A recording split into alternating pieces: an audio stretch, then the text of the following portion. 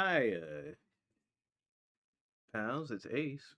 Here we are with just a little impromptu little stream, as we're going to be joining the lovely guy Johnny L. Chase as we talk about a lot of stuff in the content creator space tonight, with a few other friends as well.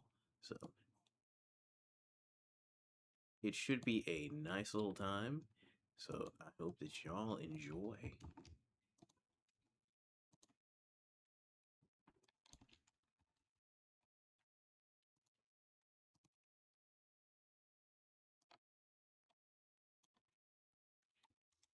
So kick back, relax. Let me join them in Discord and get started.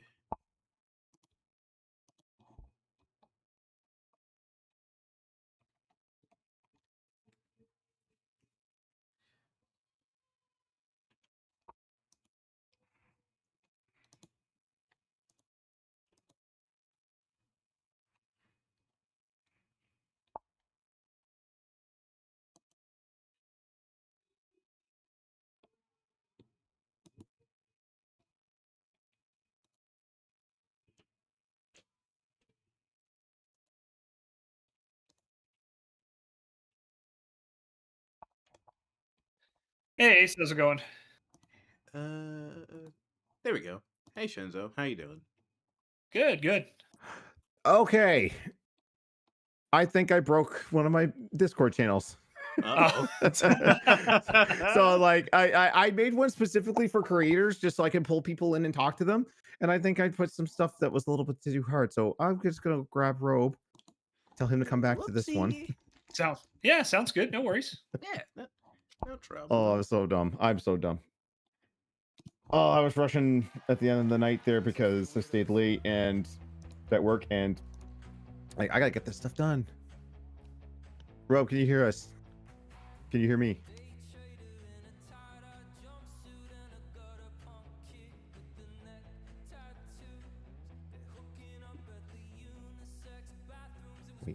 Waiting. Okay, so I have two chat rooms open here because I don't know what happened with my program, because usually I can have just YouTube and Twitch chat all in one window, and for some reason tonight, it just doesn't want to work.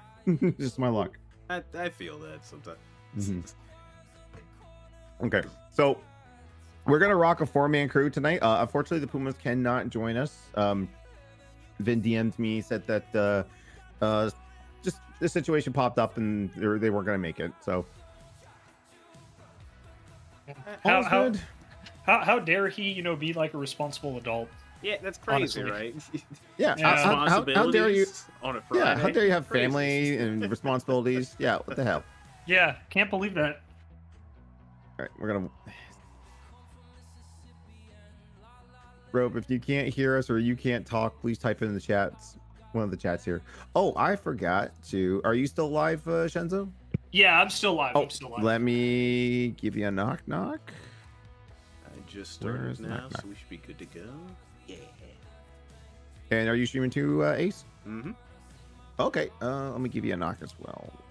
Where's the knock? Get my Oh, it's grayed out. It says unavailable. Check back later. Interesting. Let me try. Let's see here. 'Cause, you know, which things work when it wants to work. Oh, there it is. Okay, there's it for Ace. Let me hit I the- don't think Shendel, do you have that turned on? I should. Gotta love Twitch, huh? Mm-hmm. Yeah, Especially everything that's been happening. Okay, that definitely. Yeah, I mean, we just used Stream Together like a couple days ago. So Yeah. Yeah. Let me see if I can. Okay. Yeah, we're in here. Mhm.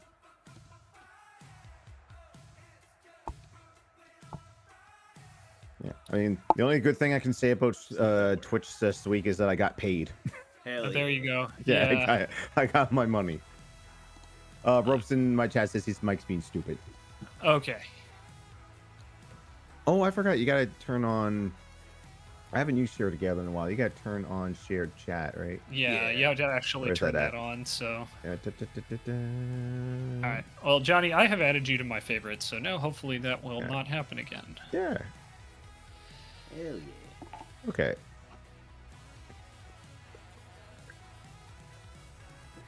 Is that on? Chat.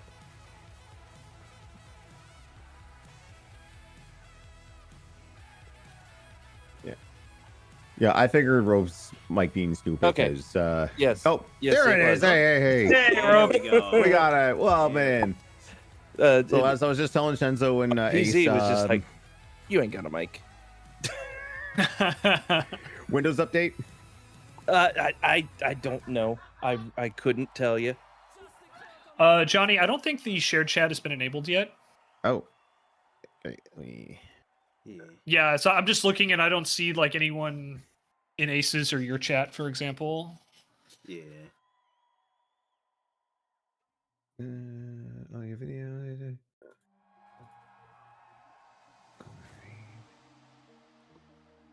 Where is that? Oh, Yeah, it should Camera, just be microphone, in the it should just be in the stream together, Yeah. and then it'll be like right above participants. There should be a button.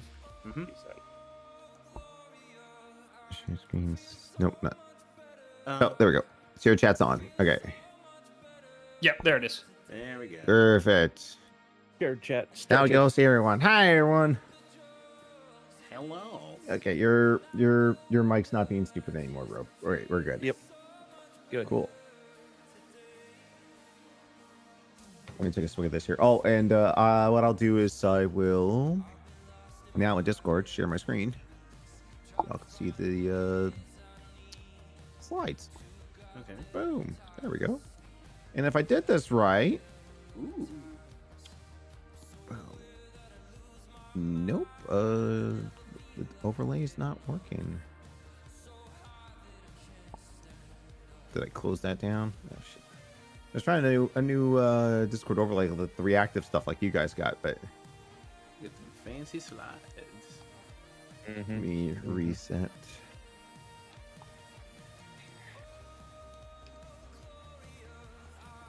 See, I never used Discord React. I just always use Discord overlay or whatever that one is there. But I find like everything's too small. Yeah, I get that. Yeah. Maybe I gotta update the. A little resize here and there.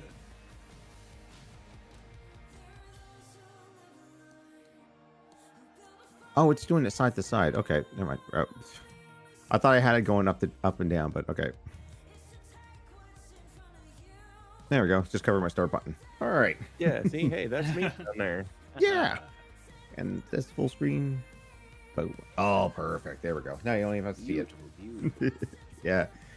So, welcome everyone. This is an idea I had kicking around for a couple weeks now, ever since I saw the clips of Ludwig's Streamer University class, which was probably the only good class at Streamer U, because I don't know about y'all, but every clip I saw was just like clip farming, just going there to like, kind of just be assholes. Yeah. Like throwing water on people, and I'm like, come on, man. Like, that's not all streaming is. That is what some people who I know when that's what a lot of what they are talking about, like pretty crazy this time around. Yeah, so I unfortunately did not have a whole lot of time to watch everything. I was trying to catch up today, and even at like 1.5 speed, it was like really hard to catch up. Robe, the master that he is, actually, I gave him the link this afternoon, and he sat and watched all of it, and he actually took notes. And I told him, I said, "There's not a test at the end, dude. Like, Hey, I'm not gonna quiz everyone. You know what I mean?" All right. I you got I a slide appreciate- there, I appreciate that you're prepared. right? And I looked at it through some, and I don't know, maybe some what's the word I'm looking for? Some unique or a lens that can be like, yeah, okay, I get that, I understand that type of situation. Yeah, and it's just something Considering that Us. Yeah, and what what it might pertain to us. Give me one sec. My font size is way too small in the Twitch chat. Okay, what did that say? What are y'all saying? Chat appearance. Boom, the biggest fonts. The biggest fonts on Twitch. Oh, no, bigger. Perfect. All right. So, other than just like, like rewatching and reacting to it, I figured there is a Twitter user. I made some great slideshows, not only for this, but also Agent 00's classes, which I don't know anything about. I wasn't going to look into it, but so big ups to Community BF for all these slides we're going to be looking at today. So looking at, like, he did his first class called How to Get Lucky. And 4 key takeaways in the first slide were luck versus preparation. Success equals luck times preparation. Every big streamer has lucky moments. The difference is capitalizing on them.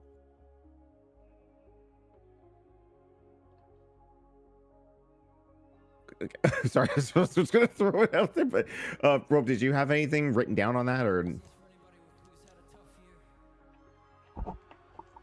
Hello, Rob? Did his mic go out again? Mike might have died. I'm sorry. What's that? I asked about like the first thing, luck versus preparation. The first thing Ludwig talked about, where he said that like luck, success is luck times preparation. Every big streamer has lucky moments. The difference is capitalizing on them. Yeah, that it is a thing. Definitely that it's not talked about a lot. Is the luck thing and trying to force it. Yeah, that could come. I find it comes naturally with like one clip or just like a moment, but I don't even pertain that to like streaming myself there. I do it for like YouTube. Like YouTube didn't start popping off for me until I started making like just quick like 5 list videos. Like I don't think anything on my streams has ever like popped off. I mean, there's stuff I always take advantage of, like, me, like I have like the destroyed Banshee emote in chat because I spawned at Banshee in Halo 5 Guardians and I immediately died. And now we make that a running joke in all other streams. By the way, fuck you, Eric, for counting me down.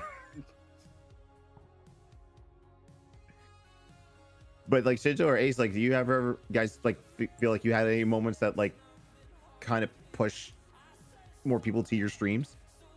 Yeah, I mean, I think one of the big ones for me is, I started doing like these charity streams every June, and I don't know who it was. I think it might have been like Sin, Aunt Quaz in the chat, or Susan, or one of them pushed Hang Time to raid me. And I basically went from like, I think it was like not even 100 to like almost 200 like followers in like less than like a week because of that. So that's probably the single like biggest moment I can point to in my career is like, yeah, just happened to be right place, right time with a good community that was willing to take a chance on, one of their community streamers. Ace, what about yourself? Let's see. If I had to think of a moment, it was like when I think it had to be, there was this moment when I was 2 moments. Probably one was during Pokemon, when I just happened to get lucky with like a shiny or a legendary, probably about 2 years ago. That really helped on the TikTok side of things. And with YouTube, it was, I'd say, probably about a year and a half ago when I started watching, doing like reactions to Dragon Ball Z Abridged because I hadn't seen it. So I'd say that those 2 things really helped like other platforms like grow, as I started seeing actually more people show up in the YouTube live streams that I hadn't before, which was pretty interesting. That's cool. That's actually something I was going to be doing on my time off here soon, if like time permits, is that I'm going to do a rewatch of DBZ Abridged because it's been a while. I just watched the clips and shorts that come up on YouTube and TikTok all a while and just quote along with everyone else. I was just like, man, I should just go back and rewatch everything and maybe just like have a do a reaction onto it. It's hard to react to stuff you've already watched, and I've watched a lot of stuff, but It'd be kind of cool to just sit down and rewatch that. It's something that like Robe and you and I and Eric, like, we could just quote all the time. Oh yeah, definitely. Yeah. But what about you, Robe? What have you had that like just you feel like just clicked and brought in more people? COVID. I mean, Rope's not wrong. I mean, You're not wrong. He's You're got not a wrong. point. Yeah. Okay, no, well, you see, here's the thing, Johnny. You and I, we have been doing this a long ass time. My it- username, yes, sir. I started it on JTV. That's how Exactly. old I am. Ah. Yeah, I didn't get the ability or like the technology to stream after it became Twitch, and I finally put my foot down and started doing what I'm doing. Which, if you don't know what I do, where have you been? I've been doing it for a while. But it essentially it started with the wrestling stuff that I do. All right. It's an offshoot of like Screw Attack stuff, and the guys from Screw Attack, Chad, Nick, all of them, they know about what I do, and they will just randomly pop in from time to time. And I've also been I am known with Hang Time, and at one point when Game Attack and stuff, and my creation was even wrestling characters were shown off on the Game Attack stuff, and Yeah, I actually everything rewatched else. that the other day because I went Yeah. through the playlist there, so getting stuff for a project you and I are working on there. Mhm. And I can't remember because like it said that it was you and another creator, and then when they came out with that hoodie, everyone was screaming like, "Oh my god, it's Robe!" It's like it came from the wrestling. It's like Robe, no, Robe didn't make it. It was the other guy. Yeah. But I've had several things like that happen, and unfortunately, with where I am, how I've always been, with the fact that I'm older, I have kids, a wife, I have a life outside of where we are right now. All right, What? I do. No, you don't. I know it's This weird to sucks. think about, but it's true, and Yeah.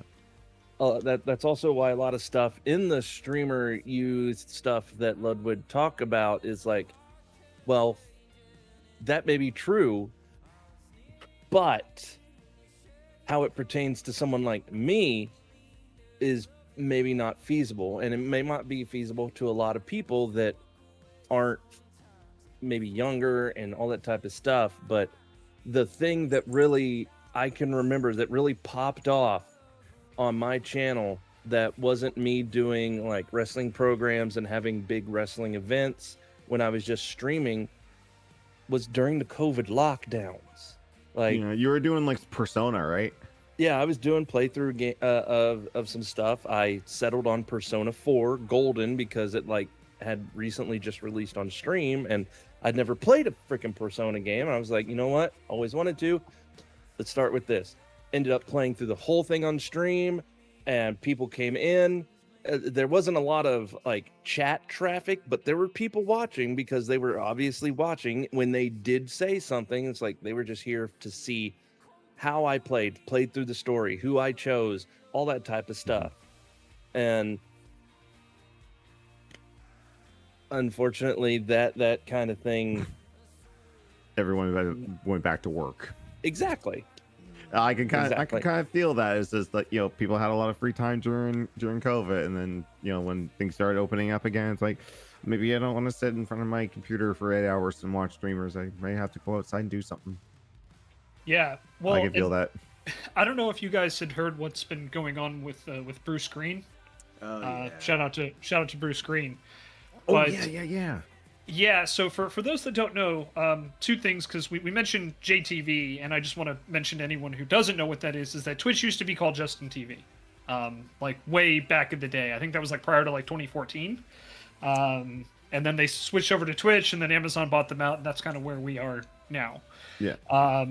But yeah, so for those that don't know, Bruce Green's a partner former Funhouse member, been very successful on Twitch, and recently he's been hit with these, botting has been like a huge issue on Twitch forever, and Twitch tried to like crack down on it, and Bruce basically got hit by this. And now, if you know Bruce, he does not use botters at all. No.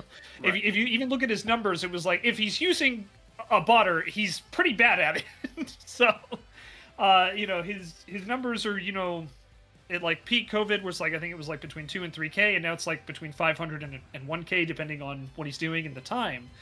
But yeah, Twitch is like, oh no, you're clearly using botters. And so he's been like battling against this forever, because anyone who knows Bruce knows he's not gonna do that. No. And I am not kidding. I thought Cloudless was making this up, but I had to go back and check it myself. And Twitch told Bruce his numbers couldn't be that high because nobody should have that many accounts that were created in March of 2020. Oh my god.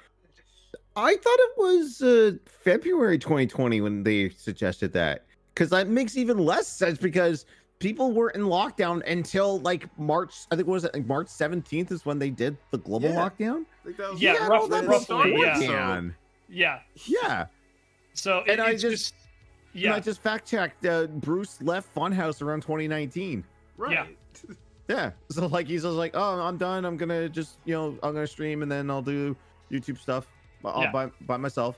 So it's like the numbers aren't adding up. Twitch. Yeah.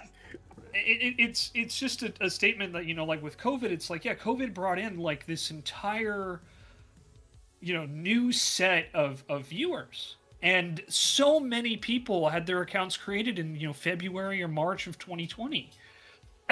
And it's one of those things where it's like, yeah, we can, be critical of Twitch later, but like, just to stay on the point, it's like COVID was such a huge like shift in the streaming space, because suddenly everybody was stuck in the house and they couldn't go anywhere and they couldn't do anything, so they had to find other ways of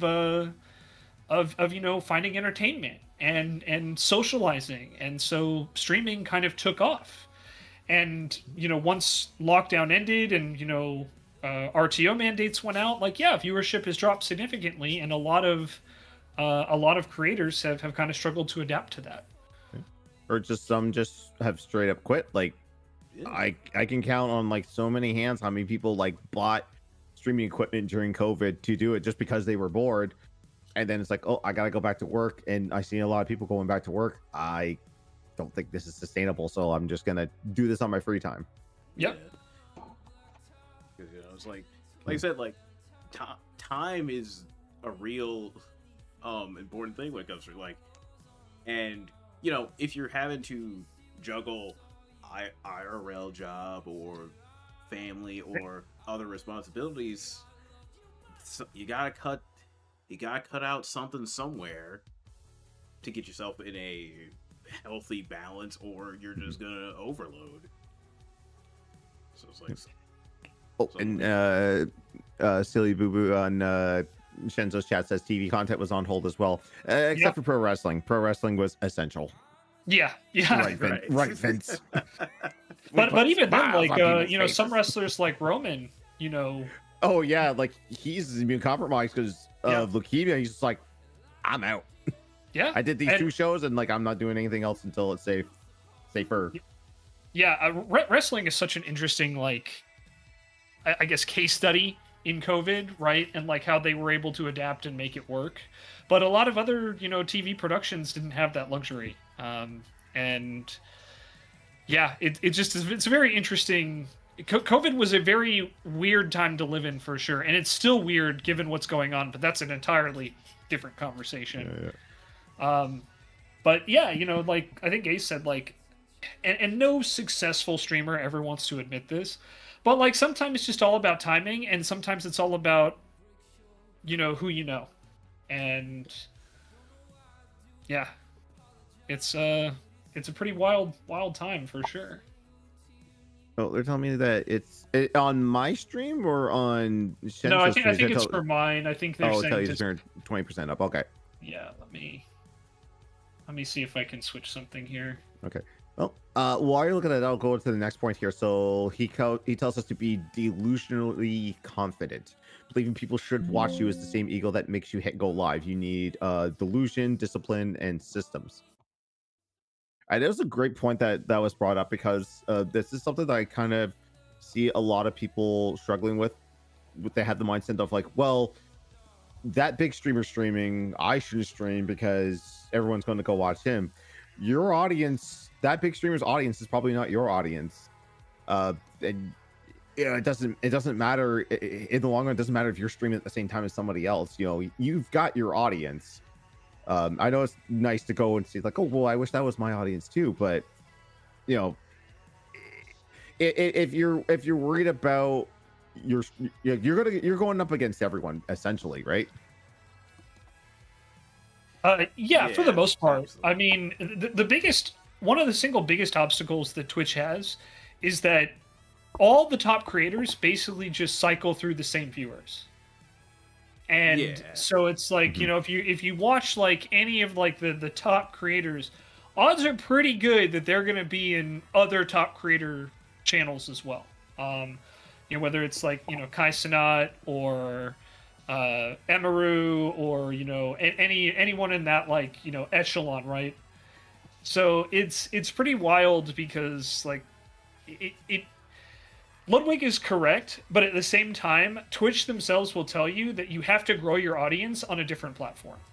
Yeah. So Pretty much. it's like, I think what Ludwig is focusing on here, and I don't know him, I've never spoken to him, but my impression is that he's focusing on what is within your control as a content creator. And one thing you can do is approach it with this delusionally confident attitude, as he puts it. So it's, and one thing he also talks about in that, content system, other than, be authentic, be yourself, but that delusionally, I am the greatest type thing, because people are there, for you, as well as whatever it is you might be doing. Is he also talks about like this like content funnel, and like what you should do like with your content, and how it's more than just go live and that's it. Yeah, that's coming up there, the next one in the next slide. yeah. The content funnel. Fred. Yeah. It like the confidence, like I get, like I said, because whether even if it's a bigger stream or at least more people in your range of viewership, what like yes, sure. There are gonna, like I said, there are gonna be these other people stream maybe around the same time as you, but as I said, like you just gotta take the leap anyway, like because your community, however big or small, they will be there to enjoy what you make. Like it's the same as like when you're starting from zero. Like you gotta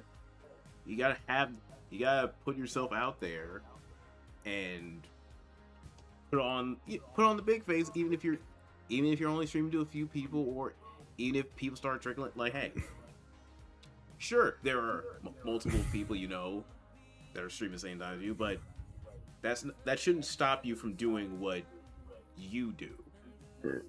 Yep, find that niche if you can. Yeah, so, and then that's why you're coming into discipline over motivation. Motivation is fickle, discipline lasts. And he gave a homework assignment for everyone in the class that said, write down 3 specific goals for 2026, right, and then physically puts them in the universe. I haven't done that yet, but as I was watching it, I was like, yeah, you know what? It's midway through the year, probably should like put some goals down.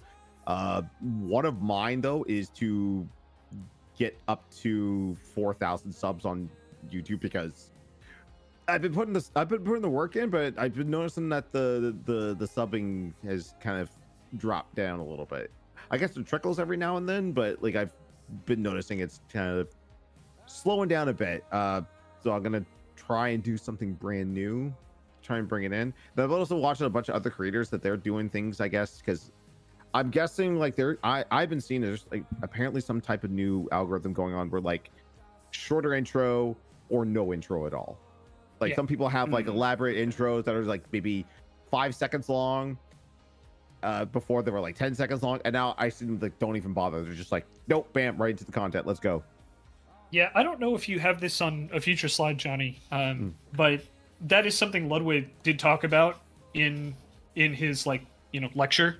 Was that keep your intro like around 30 seconds maximum. And he broke it down. I don't remember everything, but like that is something he explicitly stated. I remember that one for sure. Yeah, but that like for me, like that's only my only goal. I don't know. Did you guys have any goals? Oh yeah. If you want to share what you want for the year, or sure. Yeah, Rob, do you want to go first? Sure. Mine was basically TikTok, because I've poked at TikTok for a while, just trying to figure out how can I do something with what I do on this platform that makes any gosh dang sense.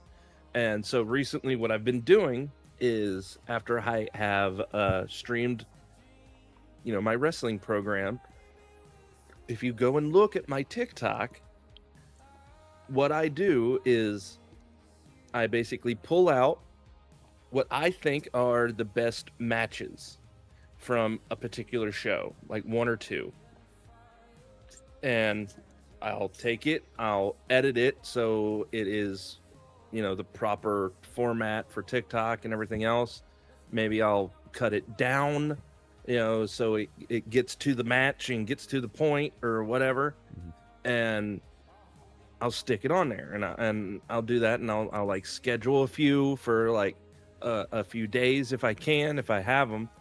And I've been doing that for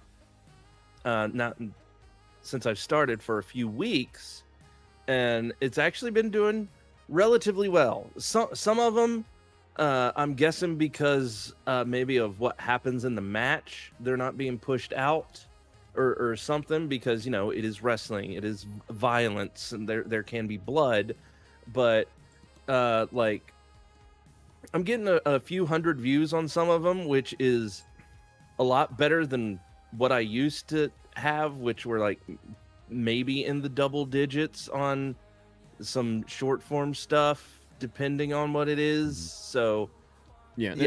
It's so weird with with any of the short form stuff, because like I'll post the same clip to TikTok, Instagram, and YouTube, and one of the three will hit and the other two will just die. Oh yeah. Like the reaction I did to the Marvel vs. Capcom fighting collection, it did abysmal on TikTok, but like it blew up on YouTube. It's like my most watched short ever. I think maybe because I tagged Max in it, maybe they hits the algorithm a little bit better, but on TikTok it's like nothing. And then I also think maybe it's because like Max doesn't have a whole big presence on TikTok. Like he's really been pushing shorts lately, so maybe that's the thing. I don't know. It's so weird. It's like one will do great somewhere and the other one will do abysmal the other, and I can never ever figure out why. Yeah. So the interesting thing is that each platform has its own algorithm, right? So you kind of have to know what works on each one, and that's something that I'm sure we'll talk about later, but there's a lot of homework involved in being like a streamer if you want to be a streamer or a content creator.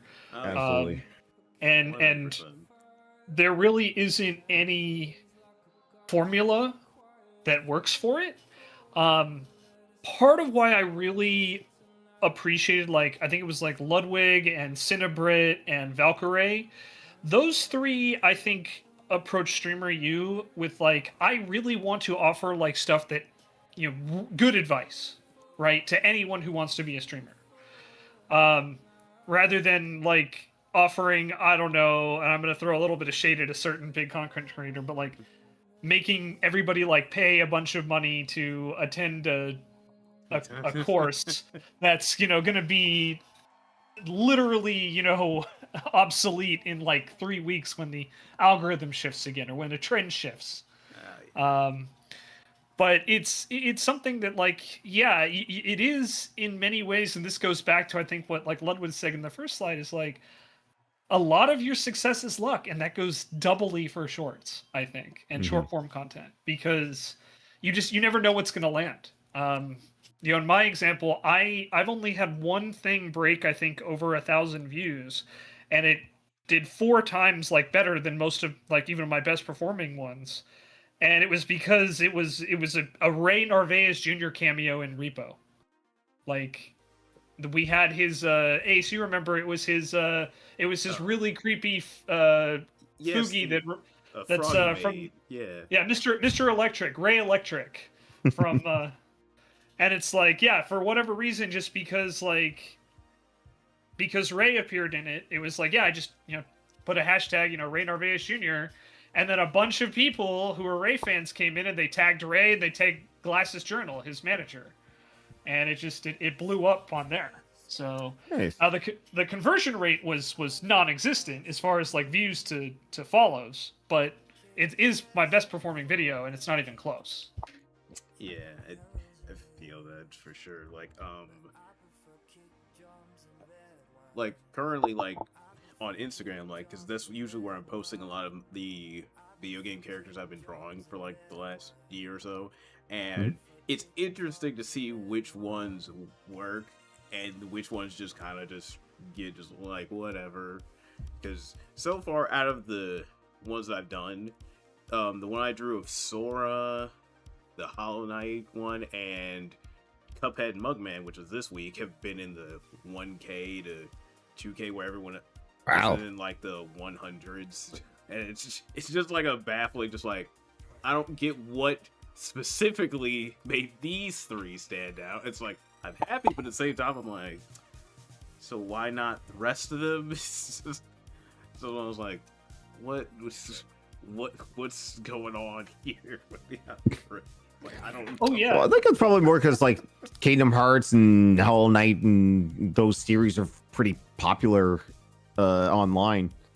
It could be, but I also think interaction has it. Like, I know on YouTube, for example, and I ran this experiment. I actually posted, this is probably like 2 months ago, about how I was so frustrated with YouTube because I'm getting my shorts. Like, I had a point where I was averaging anywhere from 1.5 to 2K views on every short I posted. And then it just dropped off to where I was like getting like single-digit views. And I have no idea why. Yeah. And same. I mentioned it, then Erin kind of gave me a little summary of like what how she works on her YouTube stuff, and she started commenting on my shorts, and suddenly they're back up to like 2K, 600, 222. So interaction like goes a long way. So like for anyone watching this, if you want to support your creators on any other platform, literally the easiest way to do it is to leave a comment and a like on it. I'm not kidding. And the comment can even just be like emojis. That's fine. The helps. engagement helps. Yeah, it does. Oh yeah, it seriously does. Like I know, like sometimes people will cringe at the whole like, oh, why are you telling me to like, comment, subscribe? I know it's like maybe you don't comment on every video, but like trust me, like you the more comments that come in, the more engagement happens. That kind of pushes out to more people. Right. Yeah. It does work. And it helps more than you you guys know. Well, Yeah. and YouTube's algorithm. Sorry, Rob. Do you want to go ahead? Yeah, I was going to talk about one of my best like TikToks from over a year ago at this point was a thing where it was a very short thing, but it was the classic call to action. And I got like 1,000 of views on it, where all I was doing was saying, hey, I am starting like WWE 2K25. I am taking your creations.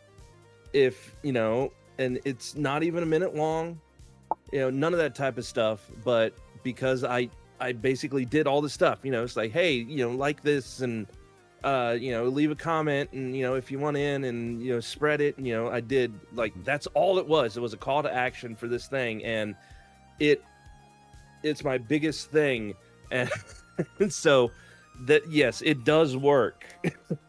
Yeah. And basically, for a real simple overview of YouTube, is that the way it works is their algorithm works in particular. I can't say the same about Instagram or TikTok, but the way theirs works is that the first people that your video or short goes out to is your followers. So in YouTube, it's your subscribers, right? If they watch it and like and comment on it, then it has a chance to get pushed out to people with similar tastes, to the people who are subscribed to you. So the thing I cannot stress enough is that in order for any piece of content to even have a shot at breaking containment, the people who already subscribe to you need to like, comment, and save it, share it, whatever. Like, I'm not exaggerating. Because that's the first step that YouTube's algorithm looks at to see, hey, this is kind of, popping off among the people who are watching it. Maybe we should bring it to the next people. And then it can snowball from there. If that group likes it, then it will break out into, like, fully break out of containment and go to, all the normies, right? Yeah. But it all starts with you guys, the viewers who are watching this right now. If you don't interact, if you don't like, it does not, your video just doesn't go anywhere. And of course, that's a huge oversimplification, but that's a very top level, like, overview of how algorithms generally work, particularly when it comes to discovery. Wait, I'm not one of the normies? Silly, you are many things. Normie is not one of them. You're extraordinary. There's a difference. There you go. Yeah, breaking containment sounds so ominous, though. I mean, but is it wrong? Depends what is being contained, I guess.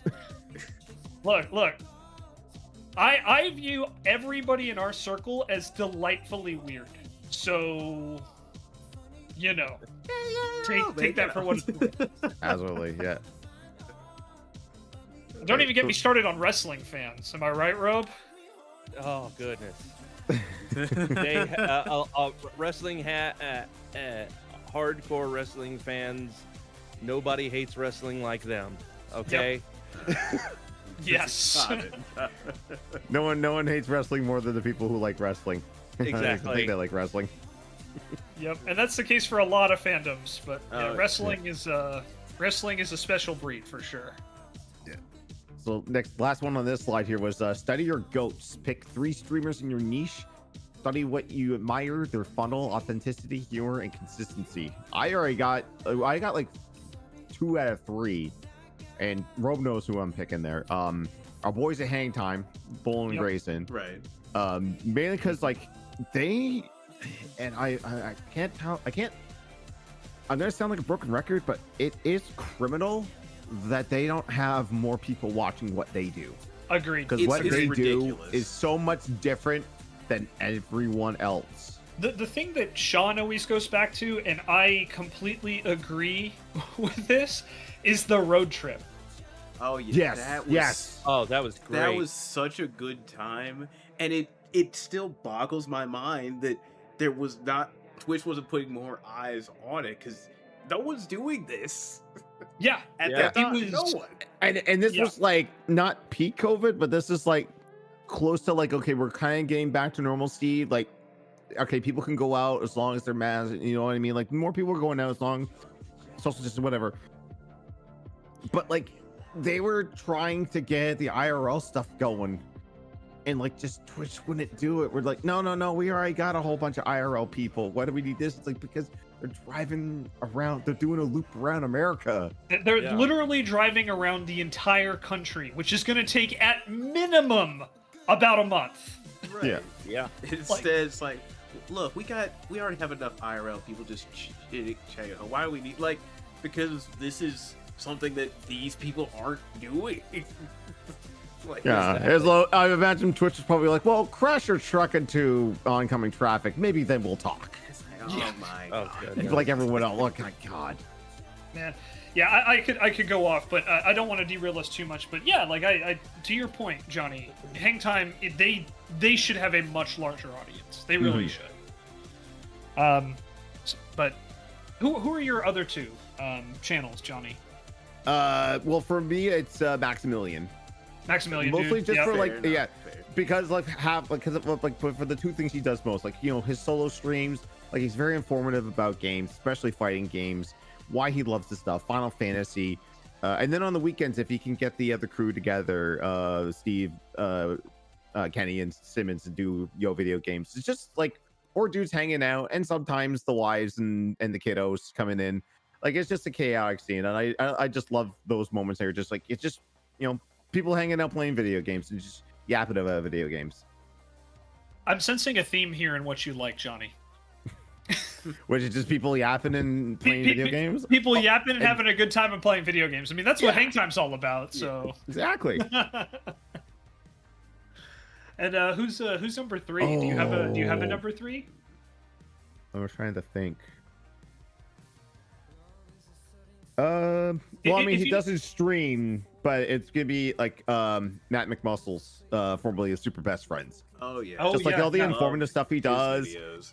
Yeah, and I just love the fact that like he like doesn't try to do like long plays. Like if there's a specific game he loves, like he'll do a long play of it. But like, I just like the short little stuff where it's just like, okay, I'm gonna pick one game, play for about half an hour, cut in between it, and just I get to a natural stopping point. I'm like, okay, that's it, I'm good.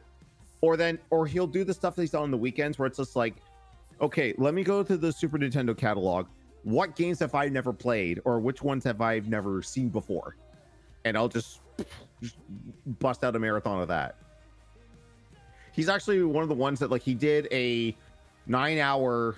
He played every single Double Dragon game in existence that he could physically play, and I'm like, I want to do something like that. So I went through to my favorite game ever, Bionic Commando, and I'm like, I want to play every single Bionic Commando game ever. And that was a daunting task. I managed to take like 30 or 40 some hours of video and crap it down to 9.5 hours. I was fulfilled. I was like, hey, this is great. I did this. I'm probably never doing this again. I don't know what other series I could do to play every single version of every single game and stitch it into one video. That nearly killed me. I mean, maybe you could do something like that with a game like Mega Man. Maybe you could play it every Monday. True. You could do something like that. Wouldn't that? I already did that. I know. there's It drove you nuts. And I stopped at X7. There's a friend of mine who's been they had a goal, like they're playing through all the Sonic games, and they took a break for a while, but I think they're up to what, Sonic and the Olympic Games.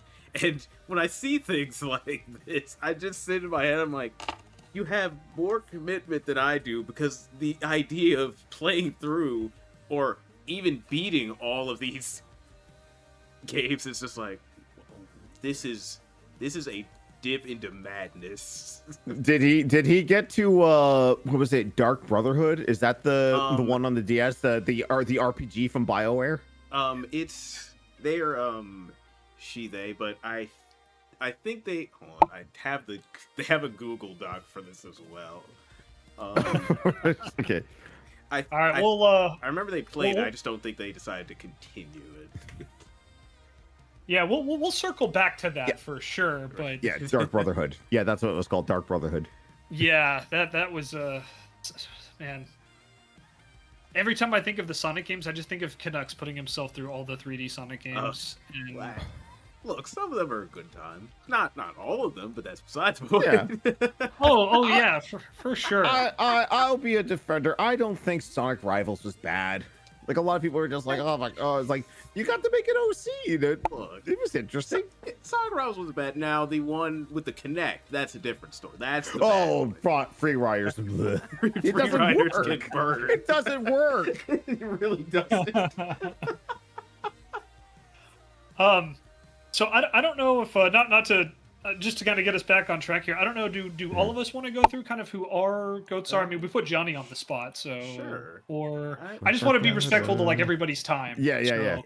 Because I think we're almost probably like 40 minutes into this, and we're still on slide 1. So, Yeah. Well, I'll go to slide 2, but we'll I can rattle off there. Do you want to go first, Shinzo?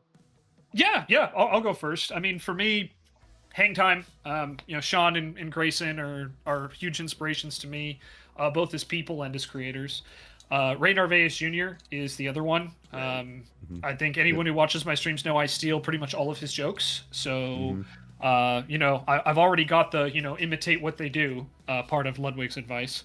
And last but not least, he just retired, but I still look at him as like the shining example, and that's Chill Chaos. Man. Yeah, so Chilled is somebody who I have a tremendous amount of respect for. Again, because of not just his content, which is very entertaining, but also because who he is as a person.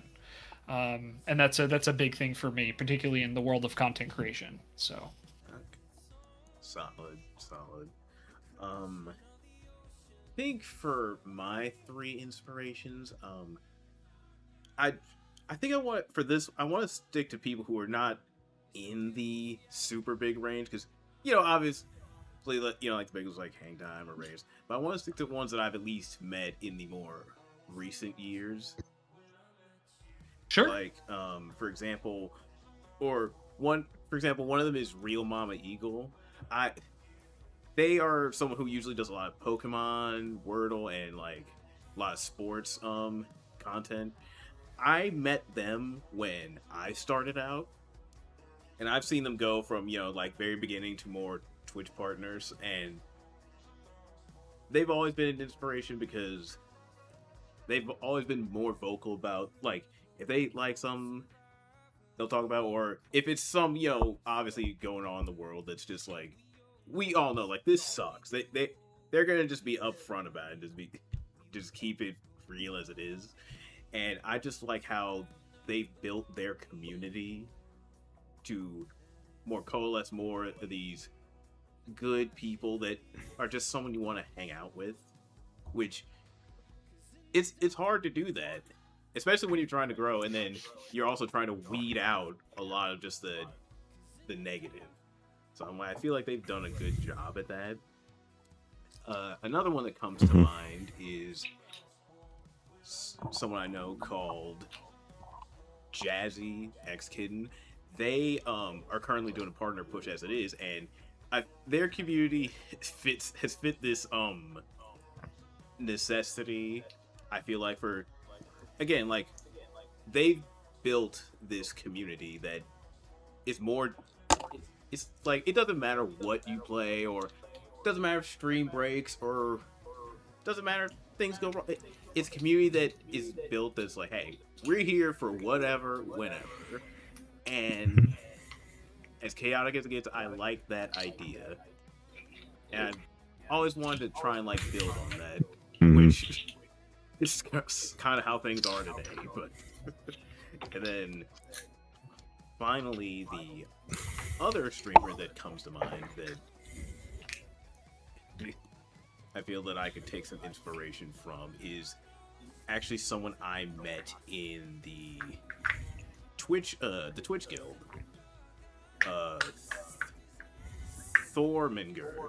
He was one of their like, basically just like one of the, like, big admins to, like, help, like, set up, like, notifications, events, and it was very nice getting to talk to him during their monthly little event. And it's like little town hall meetings.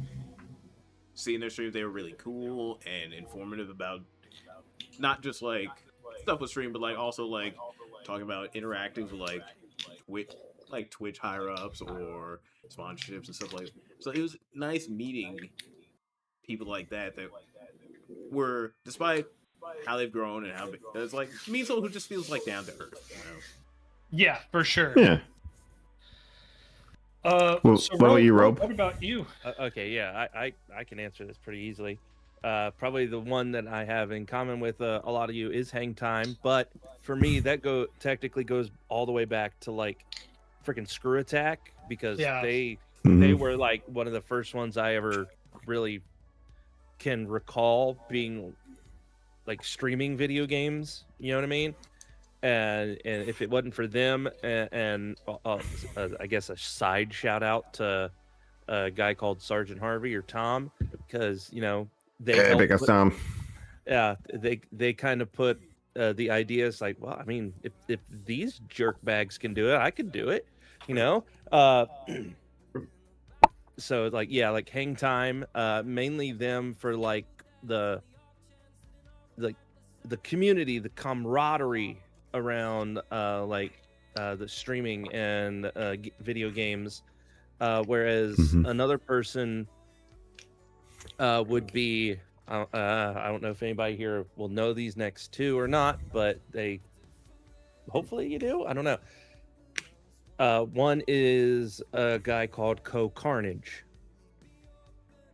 He is a I've heard of him.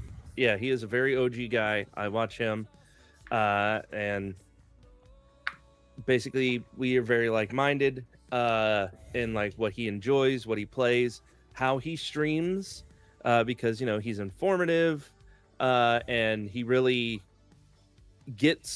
locks into the game, especially if he really likes it. And even if he doesn't, he can still lock in and show you sure, the bad, but also the good of a game and all that type of stuff. And granted, I don't see everything that he sees in all the different types of games, but that's why I like him, because also he has kids, he's married, has that type of life, somewhat similar to I do. So there's that. And then the third one is a guy called Ezekiel the Third, or Ezekiel. Oh, Zeke. Yeah. I haven't seen him in years. He's an OG. Yes, he is. He is. Yeah, him and man. Yeah, he is crazy. He is like, he plays weird games that a lot of people probably wouldn't like, and he's just fun and crazy, and that type of stuff. And it's like that's what helped me gravitate towards him. And it's like, because I do stuff that is fun and crazy, and the things that I do and all that type of stuff. So yeah, that's my three. Yeah, but I want to talk really quickly about Zeke. Back in the day, like before raiding became like commonplace and it was a function in Twitch, it was just something people did. It was like, okay, I can't click this button to raid a channel. I'm just saying like, okay, here's a link to this channel. We're going to go in and just type in the word raid. And he was one of the big proponents of that, because he would get animated when he realized he was getting raid. He would like go to a scene where it was like fire behind him. He put on a Viking helmet and actually be like, we're going to fight them off the walls. Keep they're invading. They're invading. They're invading Zeconia. Everybody. Cool. God. So I always like give him his props, because he was one of the big proponents of like developing raid culture, if you will. And I'll talk real quick about Hang Time and how like they kind of motivate all of us there. And I'll humbly say it, and I always give them the props. Like a lot of the stuff we do on game days for good, I steal that directly from Hang Time, and I always give him props. It's like, hey, like sellout streams, I love doing sellout streams, because like it's one of the coolest ways for people to like give us weird titles and weird games to play, and we put that all towards charity. So I always give him the props, but and he gives the props back, because he might not know he took the deal or no deal idea from us. But he evolved it. He evolved it. Like the whole like, hey, stop us from getting 500,000 by like, making us play other games. Like that's ingenious there. Oh yeah. I just had the Swippy Swappy and the donate to Extra Life, and you have to pick a case for the person. But damn it, Jimbo, why did you have to not swap? You had the million. You had it. So this has turned into the let's take out our frustrations on poor decisions we've made in the past. Oh yeah. As Detective loves to say, you brought this on you did this to yourself. Oh, I think Wordman in my chat, Word was the one who did it. I think Word's the one who did it. So, yeah. There you go. There you go. So I got slide 2 here, and I think everything kind of falls into place there because it's mostly about like YouTube and what you should do with your streams for YouTube. So like content funnels, like one strong stream should feed multiple platforms, YouTube videos, edited clips, shorts, TikTok, Instagram Reels. Wholeheartedly agree, because like the amount of clips people can make, like that's just content to throw up on short form, or it's a moment that you could put in a montage. Yeah, and this is again to go back to what we said before about like how much is particularly for smaller creators, how much we rely on our chat. If you guys clip these moments, that also helps us rather than have to go through like a 3 to 6 hour stream and try to find clips. Like I cannot tell you how much time that saves us. It's so invaluable what you guys do. Y'all making these clips helps so much. Looking at you guys, Lost Ones, you lurkers that I love. Like for example, the amount of clips that I'm sure me and Shenzo had from Super Battle Golf with like the last 2 times we played is insane. Yeah, I mean, Silly alone posted 4 on TikTok.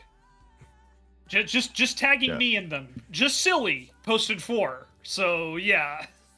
Yeah, games like that, like Super Battle Golf, Mecha Chameleon. I think Big Walk is like prime for clips as well. And I know, like, Word, you in Game Days chat, you did so many during the Mario Party League. Like, that's gonna help me so much because we're gonna be doing a highlight video of like the best of, because, God, like the craziness that happened during that was phenomenal. Plan 3 segments, 3 streams with recording sessions. Plan 3 to 4 segments in advance. Ideal length is 4 to 6 hours, not 8 to 12. Yeah, that's one of the things that he brings up is like, hey, like you streaming more or longer is not gonna help anything. Like, no, make sure you gotta play it unless you know you're gonna like in some cases for me, like if I know I'm gonna have like a big grindy session in RPG, I'm like, okay, let me play it out for a couple extra hours just so I can like, you know, progress and not get stuck. Yep. Yeah. I mean, that's why I do shows. You know, it has I know what's going to happen. I can even set up what's going to happen in my wrestling shows, and it has a definitive ending. And that's how I'm also able to, you know, take the matches and put them on the thing and blah, blah, blah. Mm-hmm. Compared to like when I was doing the Nuzlocke, that was just me playing through Pokemon. Oh yeah. All right. Yeah. And sure, like the deaths are a big thing, and I always had a plan when I was going in. I knew what I was going to try and do, and you know, it get off kilter if somebody dies and all that type of stuff. And so that's another way that me doing like a stream that isn't like a show, because I've done other things besides wrestling. I also had a baseball thing, I had a football thing, which I couldn't continue because UFC. Oh yeah, UFC. Those were more special event one night, like special event things. But yeah, UFC was another thing. But I'm not big into sports. You know, like in baseball, I was getting excited at every pop fly because I thought it was maybe going to be a home run, because I'm not that sports literate. And I brought in, you know, Jimbo, shout out to Jimbo. You know, he helped me keep track of all the points on the board and that type of stuff. And so I stopped doing that, and now I like mainly Mondays is when I do a regular stream, and Tuesdays and Thursdays are your wrestling. Yeah, Tuesday and Thursdays are wrestling, and a weekends for our pay-per-view. Oh, sorry, PLE. Yeah, but whatever. I call them pay-per-view still. I'll call pay-per-view too. You can't stop me. You can't stop me. Premium live event. Platform strategy. Twitch has 0 discoverability. YouTube live is weak. Twitch pushes TikTok pushes lives aggressively. Diversify your presence. I don't know. Okay, I will agree. Twitch has no discoverability. Absolutely Right. not. Not even on their own socials, because they'll just push the top 1% all the time now. Yep. I thought they were gonna start getting back into because like periodically when a new game would come out, they would take like choice clips from random ass streamers. Maybe you get like the top one, but then you would also get like some smaller ones here, and it was a way to get people's names out there. But now it just seems like no, we gotta keep pushing the 1% that are everyone already knows. Like, okay, Yeah. And there's a whole discussion about that, but like I'm of the opinion that's a losing business strategy. But that's like I said, a whole like different thing. Yeah. yeah. I don't know about YouTube Live this week because It's YouTube Live for pretty, me it's like it's up and down. It's pretty weak, and the reason why it's weak has nothing to do with the content, but more to do with the fact that YouTube was not built for live streaming in mind. So you're right. It's because since it's more of a VOD based platform instead of live stream. That's more so what a lot of their tools accessibility is built around. Whereas the live is just kind of like it works. It's awkward. It's awkwardly stapled on. Yeah. And again, I want to be clear. That's not an issue with the. That's not even an issue with YouTube. Like, there's a lot to complain about YouTube, but that's them doing the best they can with their framework. And if they wanted to make a better YouTube Live system, they would probably have to redo their entire infrastructure, which Google is not going to do. So, YouTube Live is probably like it's not necessarily a bad thing. I think it has better discoverability than Twitch, but the Twitch discoverability bar is in the ground, so that's not saying much. It's like non-existent. There are some points there, and I'll give Game Days for good example. There are some times there where like we will co-stream to both, and YouTube will just be like almost non-existent, nobody in there. Yeah. But depending on the game, like Zach, one of our other like our part-time co-hosts, he streamed Arc Raiders. And I think what were the numbers on that rope? Do you remember? It was like in like the double or even triple digits. Like there was like maybe like 70 to 100 people watching on YouTube. It might have broke the triple digits for a hot minute, but yeah, it went down. But yeah, it was probably one of the bigger ones. And and also it was at the time when that game had just came out as well. Yeah, and it was in the zeitgeist, so to speak. And I want to say the last of when you and I and or sorry, you weren't there. It was me, Shiro, and Woody were playing Halo Campaign Evolved. I was in the double digits on YouTube on that. I was like, "What's going on?" I mean, there's nobody chatting, but like, hey, thanks for watching. We appreciate you being here. Like, who are you? It's not to say again that like YouTube Live doesn't have potential, but it's just most of the limitations, like I said, are due to the fact that YouTube is a VOD-centered platform, and it just doesn't have the infrastructure necessary to get to that next level with its live system. It could, but it'll take a lot of work, and as we know, a lot of businesses don't want to invest like a huge amount of money into fixing their infrastructure. That's a common thing everywhere, I think, not just in technology. Yeah. But, since we're talking YouTube, the next part of the slide is YouTube's non-negotiable. Start consistent YouTube uploads, even if expensive or slow at first. Long-form improvement is the real game changer. At the very least, the single biggest advantage of YouTube is that it allows other people to discover your content later. Right. Old videos. Twitch removes your videos after a certain amount of time. TikTok, everybody kind of moves on real quick. With YouTube, though, like, you can get people who will discover your content like 5 years later. My most popular video on there is Super Mario 64, which I did in like 2002. Or 2022, I'm sorry. I'm like, that was a long time ago. 2002. In fairness, I was probably playing Super Mario 64 in 2002 as well, but that's another story. But it's like, so it's like a 4-year-old video, and it has like my most views ever because people keep finding it. Right. And that's the way also it can go with streams as well, because they just save the streams on your channel. They're right there, and they look just like videos. Like sometimes my streams on YouTube of wrestling have bigger numbers people that have watched them than the streams on both Twitch and YouTube themselves, but people have seen them.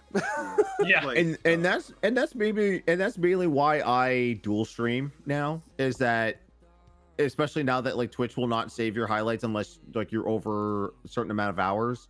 They'll just delete all your old VODs. At least by doing this on YouTube, I have the VOD saved on my channel, so it helps too. So when I can go back and I can just edit stuff. Like right now, I'm playing all the Final Fantasies, so I'll have the live stream saved on there. But what I'll also do is download them and I'll cut them up into one long ass video. It's just like, hey, if you don't want to go back and watch the streams, I have the whole playthrough here. I've cut out any time I went to go to the bathroom. I cut out the pre-stream and post-stream stuff, so it's all one coherent playthrough. And it doesn't get any views, but at least it's there. It's just something I'm just doing on the side. It doesn't take a whole lot of time. That's the same mentality I had, because that's what I thought. Like, even like if I wanted to edit something later, or just like make some like maybe like a compilation or something like I've done before, it's like at least if I dual stream, I have the option to have all this stuff here, as opposed to having to download them all and then upload them to YouTube, which I used to do, but was such a much longer and aggravating process, especially if I missed something. It's like, well, it's 2-week time period's up, so that VOD's just gone. Like, oh well, like, great, thanks. Yeah. Yep. So this next slide we're on now, this is where I think there's a little bit of divergence from how helpful a lot of this advice will be. And that's not a knock on Ludwig, but it's just the reality of like being a smaller streamer versus even like a small partner. It's a huge jump. And this first one, I would love to be able to dedicate 4 hours of my day to meetings, health, eating well, and 5K plus steps.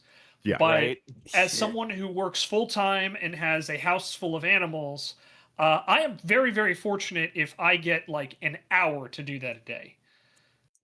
So this advice, exactly.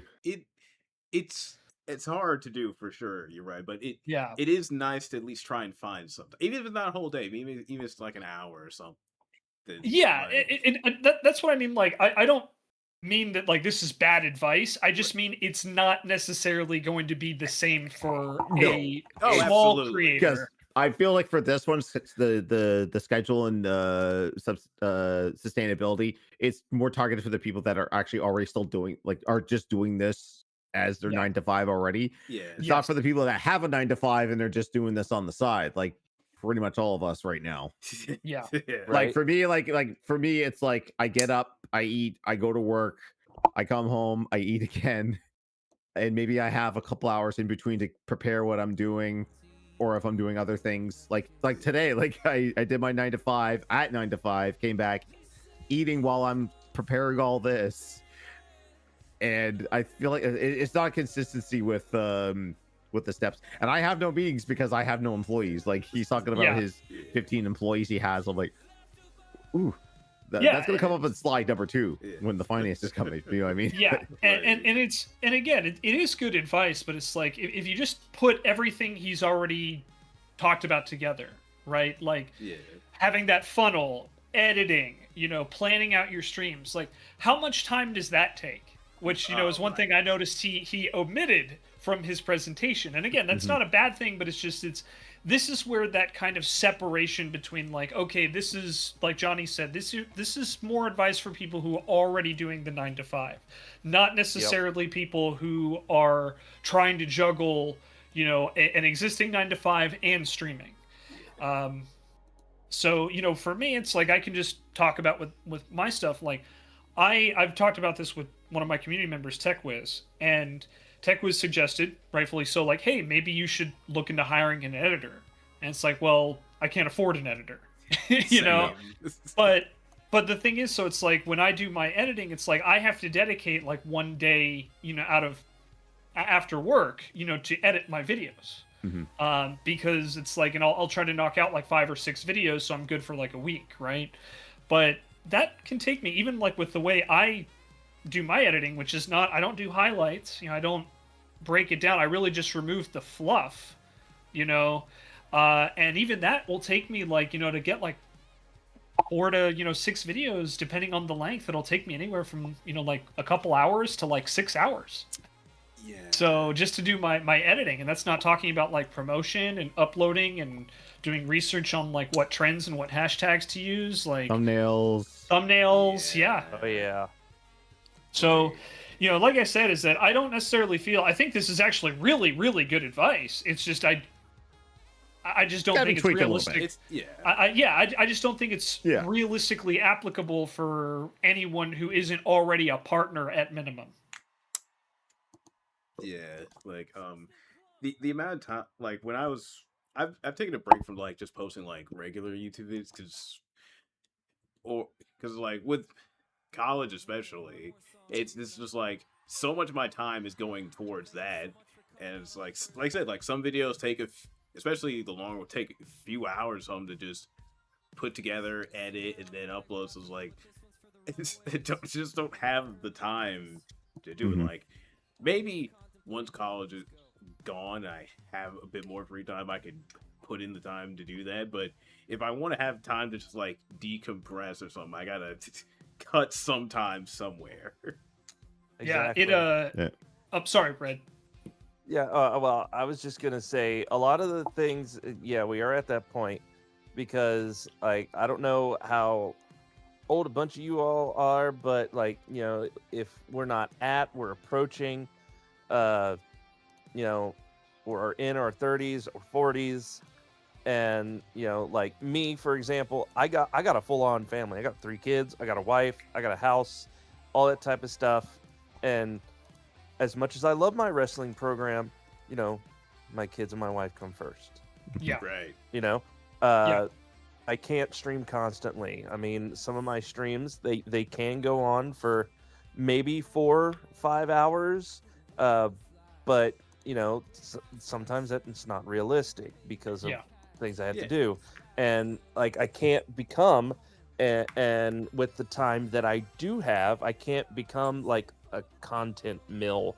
I can't fly down that funnel of streaming and then editing and putting it on TikTok and then on the Instagrams and the flippity flops and everything else, and doing this type of stuff daily because, you know, I need to pay attention to my wife. I have these, again, adult responsibilities. Thank you guys for being here. I can't do it every day. I need to be able to live my life. Red Robe. You know, they shouldn't be streamer, freaking university, and content creation. It shouldn't be a competition between the two. Yeah, and that's something we can kind of gloss over quick with these like next 2 points here. To take real days off and ride hype wave smart, because like take real days off, like you're gonna get burnt out if you're just gonna be streaming 24/7. And like I agree with this. Become rooted with no offline personality. Because like if all you're doing is streaming and all you're doing is being in front of a camera and all you're doing is being online, like I don't know how who I have to say this to, but online life is not the same as offline life. Like there's a whole other world out there that is separate from this. Like the average person walking the street or walking a retail store is not thinking about the same things we're probably thinking or talking about. Online. You know, like the big thing right now is, you know, Hassan Piker is currently being thrown around like weaponized in relation of what happened in Michigan and in Wisconsin recently, here in the politics States. In general. Yeah, and it's like, and you know, like I'm pretty plugged in to the streamer world. I'm also pretty plugged into, you know, like politics, and I can tell you that probably like 99% of people have no idea who Hassan is, and he's one of the biggest names in the streamer world. Like, you know, regardless how you feel about him, you know, I'm not endorsing one way or the other here, but it's just like that's a really good example of what you just mentioned, Johnny. Is like there's a very big difference between online world and the real world for sure. Oh, for sure, absolutely. Like I said, like sometimes you just gotta like. A while ago, I'd say probably earlier this year, I just stopped using like. I used to be on Twitter and stuff like that, like so much more, and I realized it's just at a point I just had to just turn it off. Like, just like same with this. Like sometimes you just got unplugged from Twitch and content creation to just be able to at least see what the outside is. Or you know, like Red said, focus on what's important. You know, Exactly. your family. You know, the people you love. Or and kids say, go touch grass. Yeah, and that's why again I do feel this is really good advice from Ludwig. I just think that it's not meant for us. I think is probably the best way to put it. Yeah, I mean, if we were all like 20-something years old, like fresh out of college, doing this, we probably still living at home. Could. Exactly. Yeah. But we're I just don't think we're quite the target audience. No. Yeah. I think I might move on to the next one because I think we covered all that with the watch other streamers before. Because like we talked about that with who we look up to and who our top 3 streamers are. So yeah. And what's the last slide say? This is just for day 1. So day 2 won't be too long because I think I was watching the day 2 stream and he kind of was repeating himself other than like his like target stuff. Yeah.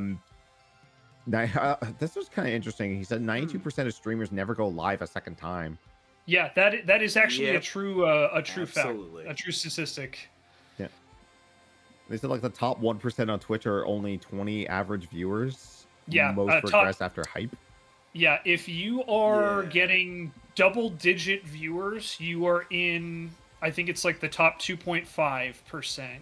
If you are an affiliate, meaning you average about 3 or more, you are in like the top like 5% or something like that. That sounds about right. Yeah, it's crazy, and part of that is because Twitch counts every single user as a streamer, right? Yeah. But even still, it's like even if you go among like anyone who has hit the go live button before, you're still gonna be like in the top like 20% instantly if you have like 3 viewers or more. Yeah, like every Twitch user is not a streamer, but every Twitch user could stream. Yes, if they wanted. Yes. Yeah, there's many avenues to do it. You can do it straight from your phone. You can do it from your console. I think still like Xbox still have the because that's the only way what he can stream. Whether you or I or Eric can't or off or can't stream, he's just like, oh, I was just gonna play a fun game. I want to play Time Splitters. And he just does it straight from his Xbox because he doesn't have that. Yep. Just don't stream and drive. Oh God. I kind of giggled a little bit because someone he asked like this, like, oh, who's your inspirations? Someone said Extra Emily because she's like, oh, because he's a good driver. Like, ooh. Oh my God. I don't know Extra Emily at all. I know of her, but oh boy, the fact that she was made partner after getting suspended like a month ago. Yeah, that's ambassador. That's the term. Yeah, I was just like, I remember, what was it? It wasn't on Twitch, but still, like this streamer, they were streaming like outside during like an active like hurricane or something because they're like, oh, someone got paid to do. I just when I saw this, I was shaking my head because I was just like, what? This is the people that they want on these platforms? Because I'm just like, what? Yeah. Crazy. I just. Yeah, and again, I don't want to just like knock on Extra Emily, right? I know there's a lot of other people who I could probably name, but yeah, just Wordman reminded me immediately of that. So yeah.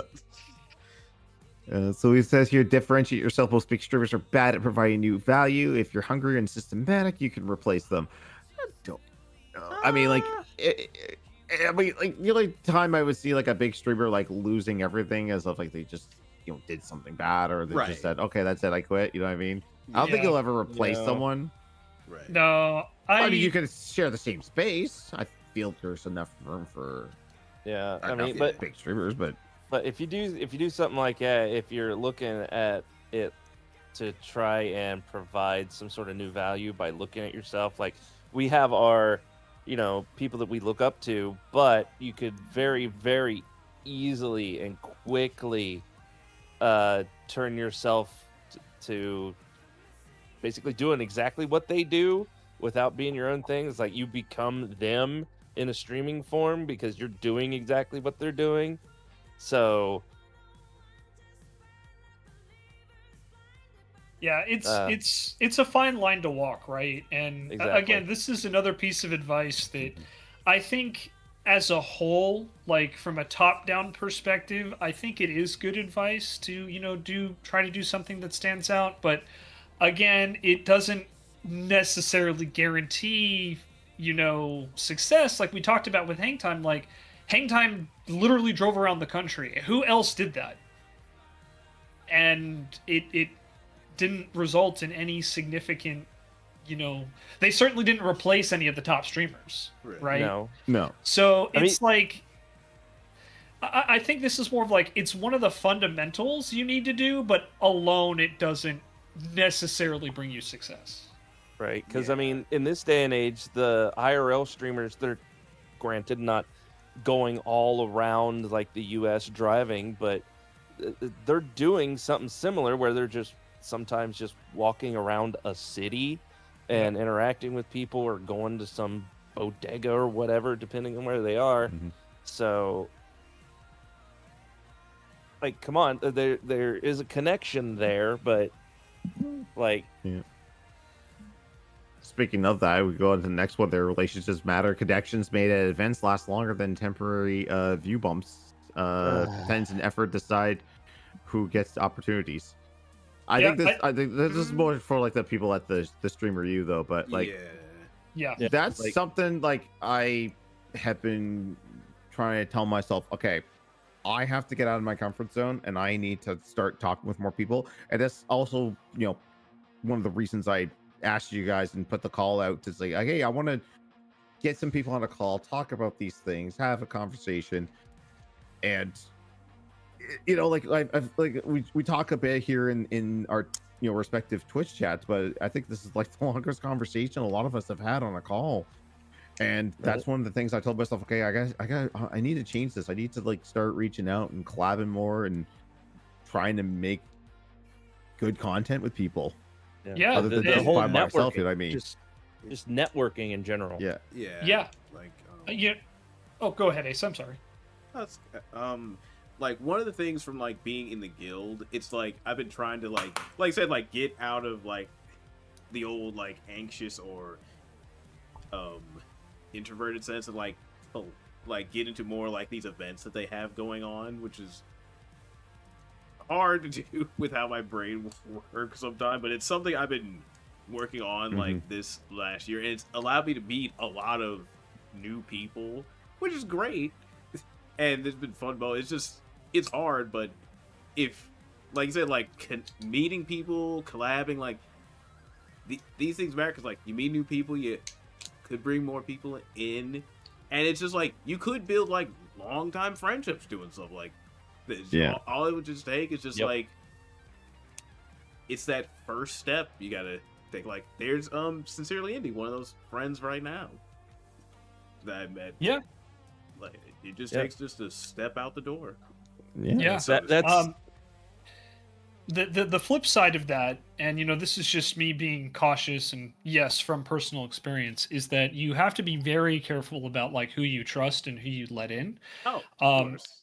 In the streaming space and in a lot of spaces, really, like there's a fine line to walk between like building a relationship and being used by somebody else as a stepping stool. Oh, and definitely. It's something that like you have to be really, really careful about, because we've seen like I don't want to name anybody, but like I absolutely know someone who tried to get into our circle, Ace, with the explicit intent of trying to use us to get a step up. And I'm not going to say who they are because they're no longer around, right? But it's one of those things where it's like when you got to be really, really careful too, because streaming is in many ways a part of showbiz, right? And the thing is about like anyone is that sometimes they're putting on a persona, and it can be really hard to differentiate that. So I do agree relationships absolutely matter, but you need to be very careful about who you choose to let in and who you choose to surround yourself with. Yeah, there's got to be, obviously there has to be a level of trust, because I know like within our game day circle, like we don't just let anyone in to host. Like they have to be around for a while. But sometimes like we'll put an open call if it's someone that we've known for a while, maybe not in all the time, but like it's like, oh, they might be a good fit. There's auditions, there's your discussions, and It's then got to be like a vetting process. exactly. Yep. So again, like I think this is actually one of the best pieces of advice Ludwig offered, is that I think relationships do go really far, and a lot of streamers I think forget that, that to build relationships and things like that. But with that being said, I also feel that a lot of times, like, who decides opportunities isn't necessarily about attendance and effort, because if that was the case, I think a lot more people would get bigger opportunities. It's I think, again, it's one of those fundamentals where I think doing it doesn't hurt, but again, kind of like differentiating yourself, it's not on its own, or even I would argue it is not a huge percentage of your success. Yeah, and also this is going back to my own personal perspective, is the networking stuff and going to other people's streams, even finding new streams at that, just randomly on clicking or or just showing up, talking, or doing this with the way the world is and how my family is and how we work. It's hard. I had to, thankfully Johnny said, hey, I'm going to do this, and he told me several days in advance, so I'm like, okay, yes, I can make it. I will make the time, because that's what I got to do. I can't just I would say like go. luck was on your side with all those thunderstorms to push your kids to back to school day. Yeah, because I think without that, then you probably wouldn't be here today. Maybe not. No, I mean, this might have been a day where I had to deal with kid being at school and getting home from school, and then other days like the wife has got to work, and here pretty soon I'm going to be like stuck at the house because like my kids are going to be going off to college again. They're going to start classes, and like I'm going to have time on my hands, so I might be able to stream more ish, but I also know that considering I haven't been home a lot, I've been in doing things and driving here and there, trying to make that bread, all that type of bull crap, right? Now I won't be able to do that. I'll be stuck at home, but I know there are things that I have neglected here at the house that I'm going to have to do first. And so even still, I still can't do that until that's done. So it's like the connections that need to be made. It's like it's why also like the time is very, very, very valuable. That is one thing that needs to be talked about as well. Yeah. So I think it's on the next one there, because I think sharpening the accent. We already brought those points up. It's like just prepping, but again, that kind of doesn't really apply to us because a lot of us have 9 to 5, so there's not a lot of prep work that we could do.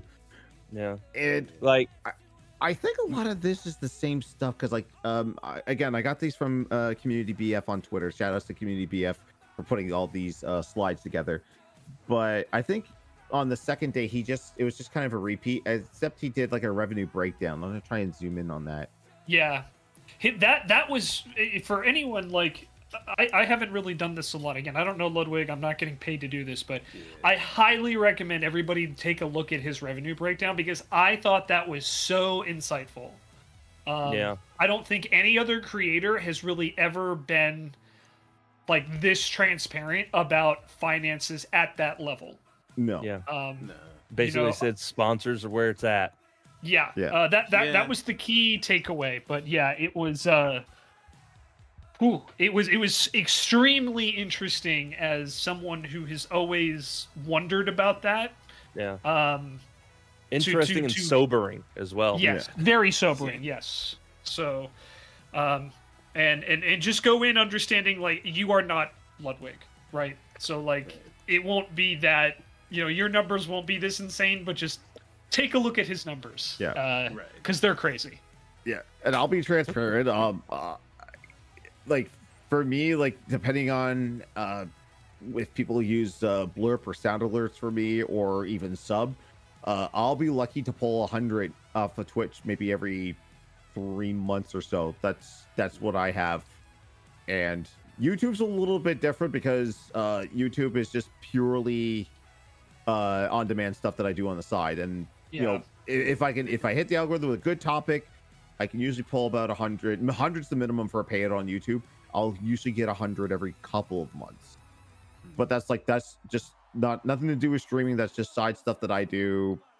Yeah, I'm doing my own local recordings and stuff like that. Let's just see here. Streaming hours. Another one I just want to bring up before we scroll past is the clip farming trap. I think that is another amazing thing that I was so glad Ludwig brought up. And God, I can only imagine I'm going to get the Shenzo's glazing Ludwig, which I guess I am. But this is something that nobody at the top level talks about. Is that if your clips do not accurately reflect your stream, anyone who comes over, which is already rare, is gonna feel bait and switch. And I was really glad he brought that up. So yep. I'm like, or it's like, you can have a viral clip, cool, but like I said, like some people could come in and expect this type of energy all the time, and for a lot of people, that's just not how it is. Sure, you can do it, but it's like that's just not real. For some people, that's not realistic to be this online self from that clip all the time. Yeah. Okay. The point too, I found a few Twitch streamers that were giving like genuine but also repetitive streamer advice, and I'm like, okay, let me see what they're all about. And it's just literally like, I just play Fortnite, and I have like 3 concurrent viewers. Like, not throwing any shade or anything, but like, this does not match what you're putting on here. And to the flip of that, like my wife and I found a very entertaining Quebec streamer.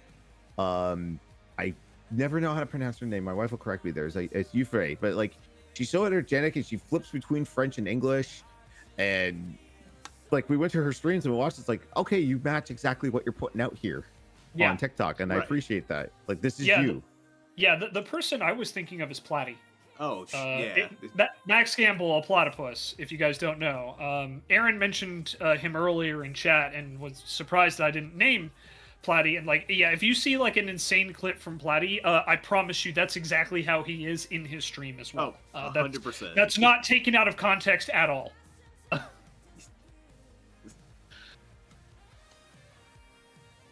The recording set, it's basically all the stuff you said on the first day. So treat your streams to your recording sessions, do the plan outs.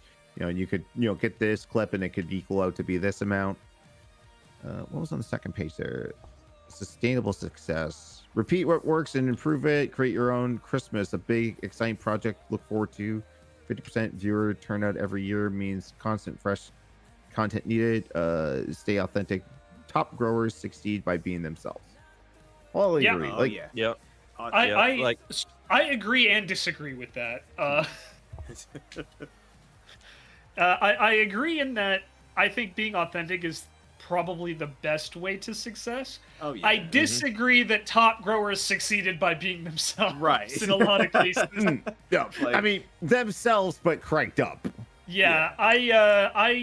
I think to go back to Red Robes and Johnny and my love of wrestling, the best wrestling characters are based on the real person, just with the volume dialed up. And I think Twitch. Absolutely. I think Twitch is a lot like that. Like, sure. Like, I think that's my thought is just like, being authentic is probably the one thing that would probably drive me to be interested in a streamer, so to speak, because it's like sure you could be a wacky or wild personality, but the actual person just being yourself, like that, I feel like that's just more enjoyable to me because it's like, hey, on stream, I'm just the same, just like what you see, what you get, and I think I like that just a bit more. Yeah, I agree. Hope you stick around for it.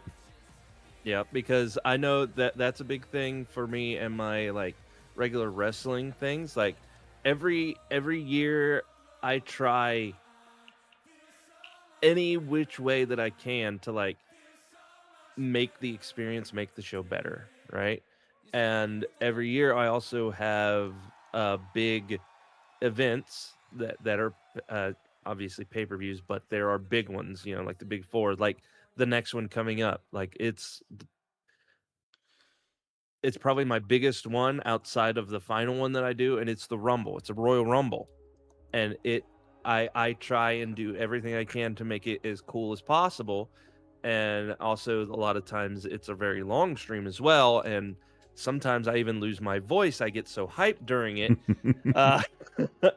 But I try and do that, and obviously now I know because of all of that, I need to try and bring that type of thing to like a regular stream, which I do have plans on doing, because there are a lot of games coming out that like have real connections to like my own personal form of nostalgia and all this other type of stuff that I really like, that I do believe that I finally need to be like, well, I think I need to think it's time I actually take the dive into this stuff, because other people like Johnny have done it, are doing it, and you know, a whole lot of people out there, and it's like, yeah. My wife even started to do that too, because she's like, I kind of want to do something, and I was like, what? She's like, I want to do every Saturday. I want to call it Soul Calibur Saturdays, and I just want to play the hell out of all the Soul Caliburs. I was just like, I love this idea. I will help you out. So I got her Duck Station working, and we got Soul Blade. So the first Soul Calibur game ever running on PlayStation, and then tomorrow she's doing Soul Calibur 1, and then obviously we're gonna go through all of them. And I'm gonna try and hit her with. I'm trying to get that Wii one working, the one like Soul Calibur Legends, when you're Siegfried and you have to take out enemies with the Wiimote. We're gonna try and get that one working. Oh, Interesting. But she's like really, really, really excited for that. So everything I can do to help. So what did he talk about on the third day? Okay, I guess it's more into YouTube stuff. Okay. Oh wait, a lot of he seems to be repeating himself a lot. Is there anything new on here that we missed? YouTube has 2.6 billion users versus Twitch's 240 million as the ultimate multiplayer for your ecosystem. And diversification. Let's see. Talked about that. Most people lose viewership year over year. Consistency through the downs is what matters. Yeah. Verification protects against bans, algorithm changes, or platform death. Yeah, because that's something I noticed a lot. Because when I decided to revamp my YouTube channel a while back, I was like, oh, let me just like throw out the playthroughs and see how they do. They do terribly. Like that's why I was trying to adopt the Matt McMuscle style, where it's just like, okay, let me take a game and just like chop it up real quick.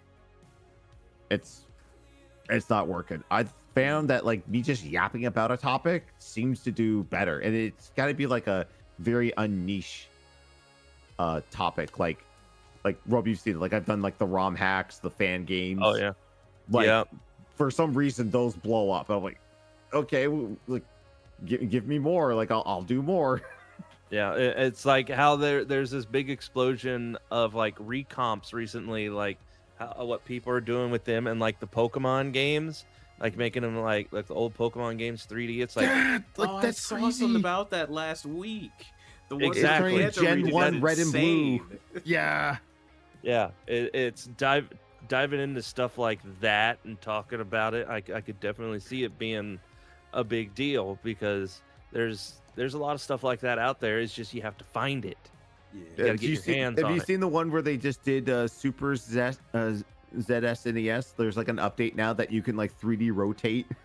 Oh. Yeah. So like you could take like Donkey Kong Country and rotate it on the Z-axis to make it like go on a diagonal. I'm like, what?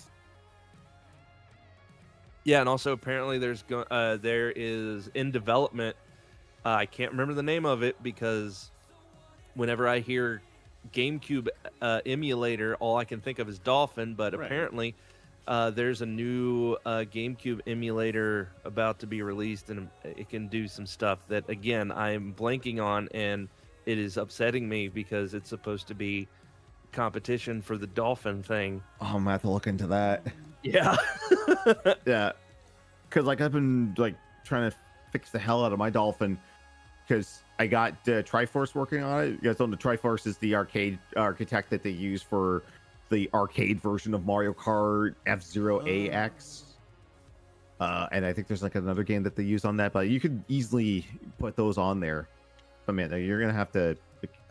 This is my wheelhouse. I gotta look into that. But yeah, I guess like the mastery there is just pretty much. I feel like he's like repeating the same stuff from here. It's called. Okay, here's some better stuff Gecko. here. Oh. Okay, packaging, thumbnails, and titles. This is something I want to go into too because, holy crap, I'm still trying to take a grasp on this, and it's hurting my head. Squint blur method. If it does not stand out on mobile when scrolling fast, rework it. I did not even think of that. Because my thumbnails are the most basic thing ever. I'm like, okay, what game was I talking about? Let me grab a couple PNG files of the characters, throw them on there, put a title, boom, done. Yeah. Yeah, and that's again, I think this is great advice, but I also feel again this is for people who are full time because or can afford to hire someone to help them with this because. My God, the amount of time it would take me to come up with something that passes this test would probably not be worth it. Right, like this, like you said, like my thumbnails are just real basic stuff, which is crazy because it's like, well, if you're gonna be a graphic designer, that's already great, but it's like it's more of a having the time to sit and actually put this in or like get an editor, but it's like again, this also requires having the money to do that. Yeah. So it's like, I am shocked for like creators like Chibi and Ray because like I go look at their like VOD channels or their YouTube channels and I'm looking at all the thumbnails. I'm like how long does it take the artist to do this? Because like this was a stream from like 3 days ago. How do you have like a Gale Fox? Gale Fox does it in like less than 2 hours. It's seeing their artwork every time. Look at what a Ray is. It's like this is so beautiful. Okay. Yeah. So Gale Fox, huge shout out by the way, hugely talented artist. If you watch a Ray or a Chibi stream, or I think she has a couple other like big clients, right? But if you watch a Ray or a Chibi stream, he actually whips you 3 times. Sometimes Ray will have Gale will send Ray the finished thumbnail while he's doing his stream. I did not know that. That's pretty crazy. Yeah. Gale is extremely talented, but also very hardworking. Oh yeah. I have never had the pleasure of working with Gale, but I do understand that Gale takes commissions. So I have been seriously considering giving it a shot because I've been so damn impressed with her work. Yeah. Yeah, it's definitely they're definitely one of those like artists you'll find and you're just sitting there like this is someone you could definitely know puts the care. Can I have you? Can I have you too? Yeah. Like if you're taking commissions, please. Yeah, let me see. I follow Gale Fox on Bluesky. Let me see if I can at least link their profile in the chat for everybody. But yeah, Gale Fox is built different. Let me put it that way. Yeah. So they have also here, plan your title before filming, steal proven formats, and research what works in your niche. Yeah, I can see that because like I wouldn't obviously don't go 1 for 1 there, but you know find it, tweak it, make it your own, and obviously credit the guy that you inspired you to do that. Yes, Right. agreed. So there's a link to Gale Fox's Bluesky, and Gale Fox's first post has a link to all of their other socials. Yeah, Perfect. just All right. grab that. Oh, here's the important thing. Do not use AI thumbnails. Make your own for 6 to 12 months so you can direct design layers. Like, I can't tell you how sick I am of looking at God. And I know which one you're using. You're using ChatGPT. Yeah. They all look the same, so they're all equally terrible. Yes. Yeah, it is. I don't even like using the stuff that's on YouTube AI. Like, I tried a few times. I never committed to putting them on the video, but I'm just like, okay, you tell me what you think an average person would click on. And it's weird. Like, there was one that's like, okay, let me see what you come up with, but I'll make it myself, if that makes sense. And what I did was on my gameplay channel, I did Mario 1, 2, and 3, and I'm like, okay, I just put a PNG of Mario through 1, 2, and 3, put that on there, and it's like, okay, you can try extrapolate, tell me what you think is like the average thumbnail. And it was just a screenshot of each one, but it looks so weird. It's like, here's Mario 2, but Luigi's from Mario World. I'm like, okay. Yeah, I tried, and the thing is, I tried making that myself. I was like, okay, I'll just take your idea, AI, but I will make it myself. So I took Mario 1, 2, 3, put it on there, and oddly enough, when I did the A/B testing, my thumbnail went up, but I only had 8 views on it, so the testing really didn't. When that happens, when you don't get a whole lot of viewership on a video, the A/B testing doesn't really work. They go with A every time. Yeah, it's I have a lot of expertise and thoughts on AI. Someone who, for those that don't know, I program and worked at the U.S. federal government for a while. I don't really have anything positive to say about it.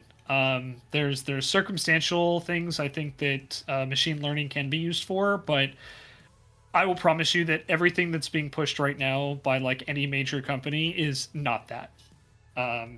So I think that's another really good piece of advice is don't use the AR thumbnails. Yeah. It devalues your video and it shows that you're not actually willing to put in the work. No, it just shows that you type something in a prompt and just went with it. Yep. Among other issues, but again, another time. Yeah. And I will agree with the built-in A/B testing there can help but one suggestion, I don't think he says in the class. If it comes up on the other slide, then we'll skip forward. But it don't necessarily have to do like A/B testing with thumbnail and title. Most people will look at the title more than they will the thumbnail. So like, do like A/B and even C testing. Like, pick the same thumbnail, but like just change up the title every now and then they'll give you an idea of what to do. Yeah. Yeah, I know I personally am terrible with that. Like, I know when I first started trying to put out from Twitch onto YouTube as a video, edited down versions of my Nuzlocke thing, I had a nice little artist that could make thumbnails for like what happened during like that initial like video of the edited down stream of like like me choosing the Pokemon, or when I had to do like a gym battle and stuff like that, and it would be in like a not an 8-bit, but like it looked like a Game Boy game, and it had my character and it looked like Pokemon and stuff, but unfortunately they stopped contacting me. They stopped. So now I'm back to being a bad artist, and I had to go and find some like free art on like itch.io and smush it together and try and make my own stuff to basically say, hey, this is like part 7 of my Pokemon Nuzlocke, because this is as good as I can do with the time that I have, you know. Yeah. It goes back again to like, you got to find that balance, right? And it's tough. It's tough. Yeah. Oh, so say hi, Indrid. Thanks for the raid. Thanks for coming in. I think you did Restory. Hope it was good. We're in here in a call. We're going over all the stuff that Ludwig taught back on Streamer University and seeing if there's anything we can apply to ourselves to grow, be better. And there's been a lot. There's been a lot, in fairness. So yeah.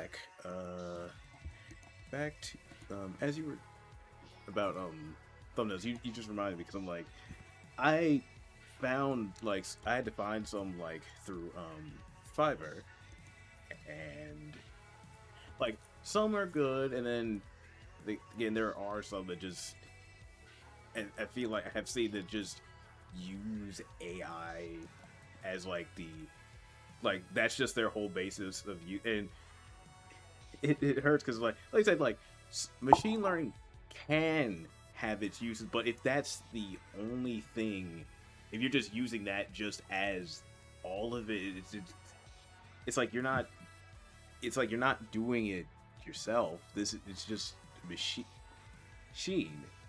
and it's because I was watching a video earlier about like Nintendo like eSlop games, and it's like a lot of those use, Oh God. a lot of those use AI to generate the thumbnails for the game to buy, and it's not even close to Those the are game. gross. It's No, like, God, no. Disgusting.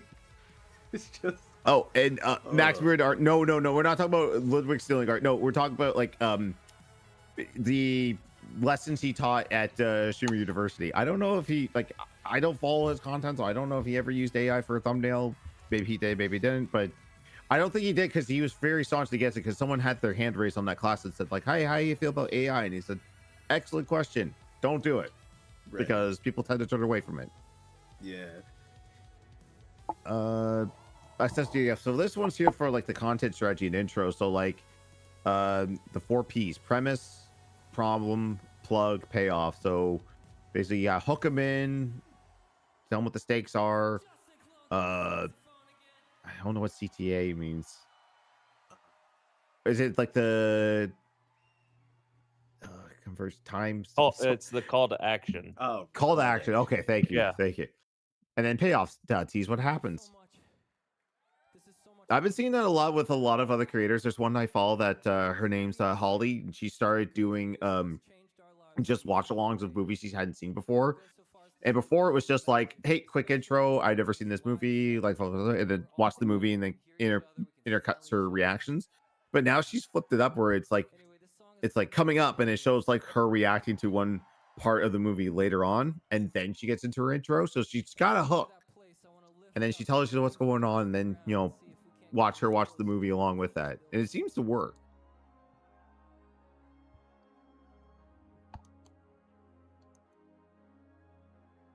Yeah, I mean, it's definitely a strategy for sure. Yeah. I think Ludwig mentioned, and I think it's in the kind of the next part, but it's like about 70% of your audience is going to leave within the first minute. Mm-hmm. So it's like if you can get 41%, to stay through your intro, that's pretty good. But yeah, so like you have to be creative, and it's again kind of the thing about differentiating. But like, yeah, sometimes it's just you're at the mercy of the algorithm, right? Particularly as a smaller creator, right? Where larger creators do have an advantage, and some of it's earned, some maybe not, but they have an advantage that pretty much if they release a video, it's at least going to break through that initial circle I talked about earlier. Right, it has a much higher chance of breaking containment, as I called it before, than a smaller creator does, and that's simply because of the way the algorithm works, which is based on numbers. So, it's one of those things where it's like it's good, and I think it's a handy thing, but I think it doesn't quite address the big problem for smaller creators, which is getting out of that initial circle. My opinion. Well, I will go with number 3 here with repeat what works. When it stops performing, take more risks, mix both into your schedule. This is where I found the most success as far as like YouTube goes. Is when I saw one video pop off and then it started to like build momentum, and I'm like, oh, okay, seems to be what people want. Let me do another one, and then another one. But like, retention and like people coming back kind of slows down a little bit. Okay, let me try something else. Yeah. And if I see it goes back, I can always go back. Like I will do like safety videos, and then I'll do like the passion video, and then hopefully the passion video will come through. If not, then I'm like, oh, okay, at least I tried that. Let me go back to what the audience kind of wants. Yeah. I think that's just good advice in general. Yeah. If it ain't broke, don't break it. Yeah. And now I'm reminded of that clip from Jay and Silent Bob Strike Back with Matt Damon and Ben Affleck. Yes. They were doing Good Will Hunting 2. He's just like, listen. You gotta do the safe picture, then do the art picture. Yeah. Then you do the payback picture because your best friend says you owe him. Yes. Yeah. Because we're looking at Kevin Smith. Yeah, I think that's a very accurate. That's an example of like, this is supposed to be funny, but God, it's actually very real. Yeah. One of the things I find super interesting is data point number 4, and that's quality always beats rigid schedules, which is really funny because a lot of advice is like, be consistent, right? Yeah. So I don't necessarily find that to be contradictory, but a lot of people might take it that way. And it's like, be consistent, but also don't neglect quality, I think is what Ludwig's strategy is trying to... People trying like to quality stuff. Yeah, and if you can be consistently good quality, then you're more likely to retain viewership. I think is what he was trying to teach here. Again, I could be wrong, but that was my interpretation of it. What do you think, Rob? I mean, yeah, all of these good thing. Like, I know, like, the whole intro thing. I know when I stream, I picked up on that myself because that's why when I start even a regular stream or even doing my wrestling stuff, I now have timers. It's like I'll turn on the stream. I'll send out like the notification on the social medias, and boom, the timer starts. And once that timer ends, I know that I need to begin. And even in the wrestling stuff, when I start that, I also have a timer, because when I start the wrestling, I go over everything, tell everybody what's up, give them the lowdown on what is happening or what has happened. So there is a actual timeline to be like, all right, time's up. We're getting to the matches, and or like, time's up. We're getting to the game, and do that again consistently, so people will know. It's like, oh, I see he's live. That means I've got like 5 minutes to get in there. Mm-hmm. If I don't want to miss anything, that type of situation. Yeah, where it says it in my chat here, gap time, exactly. That's I see a lot of people using that term now, and I need to steal that too. It's just like, yeah, come in for the first, like, I'll play music for a little bit, then just come in. I want to yap a little bit before I actually settle in and play a game. I think I learned a lot more about how important that is from watching like the Puma Cats, because like I said, like they don't always start by playing something. Usually, like, sometimes it'll just be an hour of just sitting and just chatting and that's not a bad thing to have. You dropped out there for a sec there. Oh, yeah, sorry. you cut out there.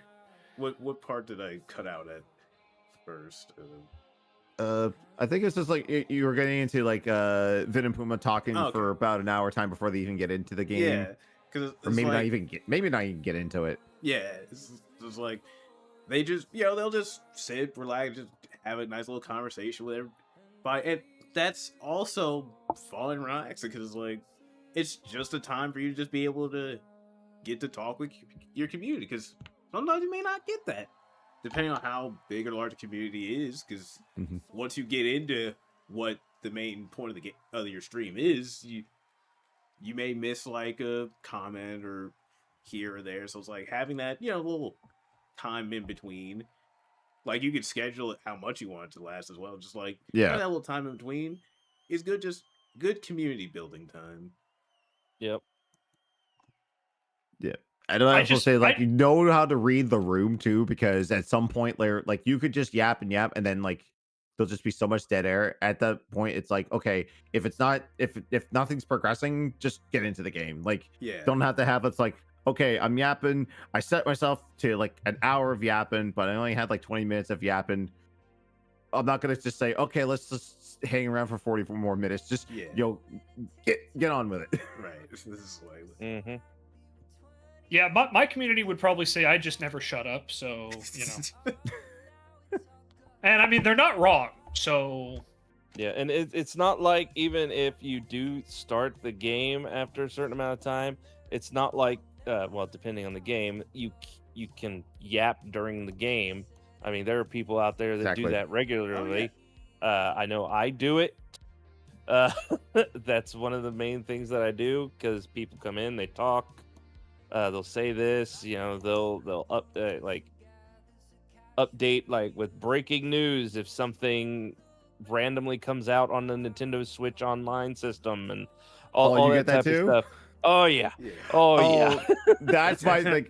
No matter what I do, this is my thing. Anytime like NSO releases a new game, like, nope, we're stopping everything. I'm going to Nintendo of America Twitter. We're watching this trailer. Don't tell me what's in here. I want to see. Stop the press. We need to know. I need to know what's coming out. What I like to do is I like to try and guess what it is. I'm always like, okay, let me see if I can guess what it is. Because, generally a lot of times it's got to be something popular, or it's like, all right, what system is it? What did they put out? And so I've gotten them a few times. It's the last time. It's either popular or just like super obscure, like a $200 Game Boy game. And now it's like, here's Sword of Hope 2. It's like $300 on the aftermarket. Yeah, we're just gonna put it on NSO. I'm like, cool. I have no idea what this game is, but hey, I'll look at it. Yeah, like how they also put out those freaking Virtual Boy games that never came out. Yeah. Oh yeah. Like there was no way I was guessing that. No way. No. What was it, like the F-Zero spiritual successor?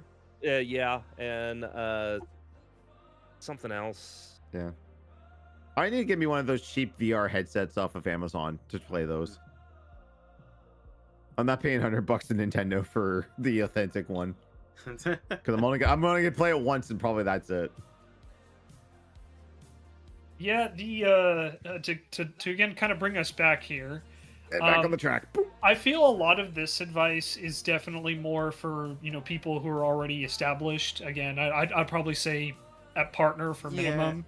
I feel you on that.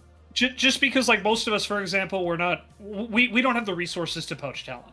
Yeah. We just don't. So, But I will agree for the first part. Do everything yourself first. Like, learn Photoshop, learn Premiere. But if you don't want to give Adobe the money, and you never should, there are alternatives. DaVinci. Oh my God! When Adobe revoked my license for Premiere Pro 6, my license, I was like, okay, I think it's finally time to break the seal. Let's learn DaVinci. It's so much better. It's so much easier to use, and like videos take like nothing to render. Like before I put up a video, I'm like, all right, this is gonna take 4 hours out of my life. Let me go upstairs and play the Switch or something. It's like I click it in 2 minutes. It's like, yeah, it's done. Like this was a 30-minute video. Yeah, it's done. Okay, I guess I'll upload it now. That's a funny conversation I've had with like every single one of my like art instructors as I'm in college. They're just like, because I sometimes someone will ask, or I'll ask, like, so the school doesn't give us any like discount or something with Adobe Press? Like, no, it's like you'd be probably better off like using like the alternatives they got out there, like Canva, because it's just like, because like, let's face it, this is gonna cost a lot. Like, they're right. Yeah. they're Well, right. I don't Yeah. use Canva, but I use Affinity Photo because someone had recommended it to me. I did the 30-day trial. It's like, oh my god, this thing's awesome. How much is it? It was like $60 or $80 for a lifetime license. I was like, Ooh. done. Because it operates so much like Photoshop. Like I don't have to relearn a whole bunch of shit. Hmm. And that's what I use for thumbnails and anything else I'm making. I'll have to remember that. Yeah. Actually, I don't even think you have to pay a license anymore. I think Affinity Photo is free now. Ooh. Like some company bought it out and it's just like, yeah, it's free now. I'm like, oh, so did I get a refund? Can I has refund, please? It was beyond the statute limit. I've had it for a year or so after that. So Yeah. what Outside of we the got? refund window. Survivorship bias is real. Do not copy blindly. Focus on process and enjoyment over numbers. I think wholeheartedly agree. Oh, This is where like, hard agree. and I recommend anyone do this for, especially for streaming. Turn your viewer count off. Oh It's yeah. so Oh, much yeah. better. Like not worrying about like, oh man, is anyone watching? Like, just turn that shit off and just worry about the people that are in there or the potential people that might show up. Yeah. Exactly. Because I know, because if I was worried about the numbers and all the other type of stuff, I recently got done playing and streaming completely all the way through a game that I wanted to get, and I bought it physically because it was cheaper. Because physical games are important. Mhm. And it was basically it's called UFO Robot Grandizer. It's a really cool, I think, game based on this really old anime that I remember watching when I was a kid at like a babysitter and stuff, and it just piqued something in my brain when I saw that weird ass robot on the thing, and I wanted to get the game, so I eventually did when it dropped from a full price game down to a more acquirable price, and I got it, and I was like, I'm going to stream this because I want to. This has a connection with me, and when I started playing it, it was fun, and I wanted to play it more, and going through everything, and I was having fun. And I can tell you right now, there have been games that I've played on stream and also in real life that I've stopped because I stopped having fun, and one way to make the fun stop is by worrying about those numbers as well. Yeah. So, Yeah. Like, I can definitely remember, like, especially starting out, I definitely was. It was a lot more stress, which is why, like, there's some games that I enjoy that I haven't played on stream, but especially like, say, let's say 2022 to now, as I've started to like just find my own groove, I got to a point where I was just like, I just don't care. Yeah. Like if I like something, I'm gonna play it. Like, sure, some games I'll just save for off stream so I can enjoy. Well, obviously people just come in like, hey, did you know this? Like, gee, thanks, but like, Did you know? right. I'm just like, look, if I enjoy a game, I'm gonna play it regardless of how it does. Because I'm just like, this is just something I want to do, and I'm glad that at this point, our like my little community or like our little coalition of friends is at least everyone like, hey, we'll watch whatever nonsense this is. I'm like, thanks for indulging in my deep dive into these games because I need this. And I have that mentality. I know there are some that are like perfect for streaming, and then there's some that they're just for me though. So like, there are games where like, okay, this is what I want to show off. This is what I want to play, but I also want to chat and interact and all that stuff. But then there are games that are like, no, guys, this is for me. Like, Vampire Crawlers was for me. Like I did one stream of it just to give people a taste of it. And I'm like, this is my off hour game. Like I'm gonna just veg out on the couch and just consume. And I did that recently too with the Forza Horizon. Like that's my offline game. Everyone needs to have an offline game. Like you got ones that you want to play for an audience and for content, and then there's ones that you just play for yourself. That was Sea of Stars for me. I was like, I need to consume this just on my own. That was one of mine too. I think I did like one stream middle of the story, but I'm like, no, guys, this is me. Like I'm playing this for me. And I think I did that too with FF7 Rebirth. I did like the opening like 2 hours, and I'm like, no, this is a me game. I'm playing this off stream, and I'm glad I did because, god damn it took me 95 hours to beat it because I did everything, all the side quests, all the Chadley stuff. God. Not all the blood, not all the Queen's blood, because Queen's blood kind of annoyed me in some areas. But no, I did everything. You're a trooper for getting through all that Chadley stuff. Good lord. I want them summons. I mean, I get it. I just won't do it.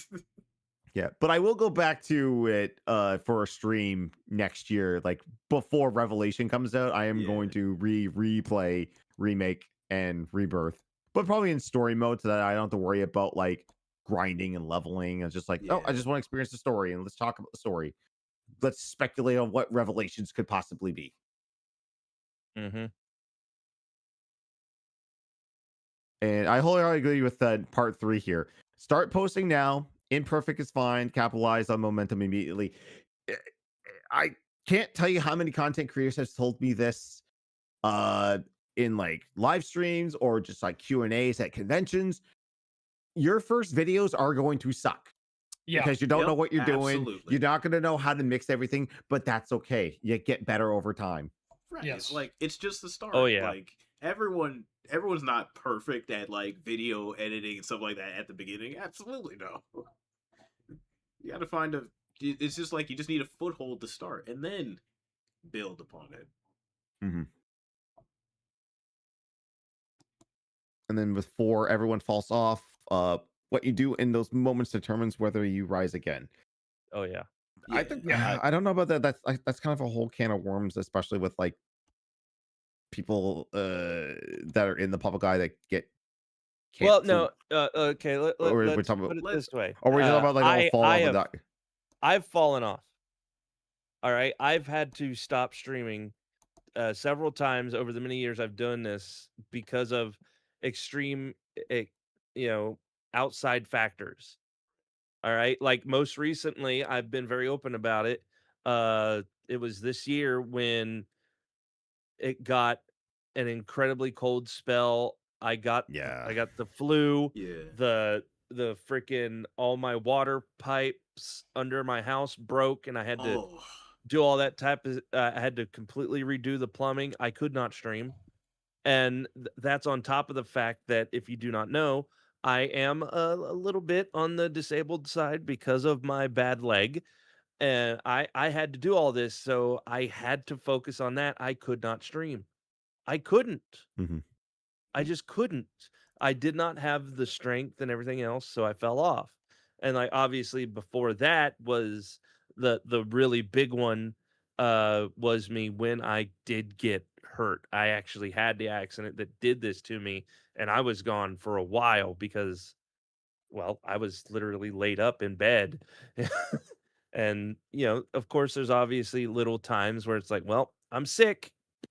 I can't do anything. Yeah. So. And that's why I think taking those breaks, like every now and then, can help.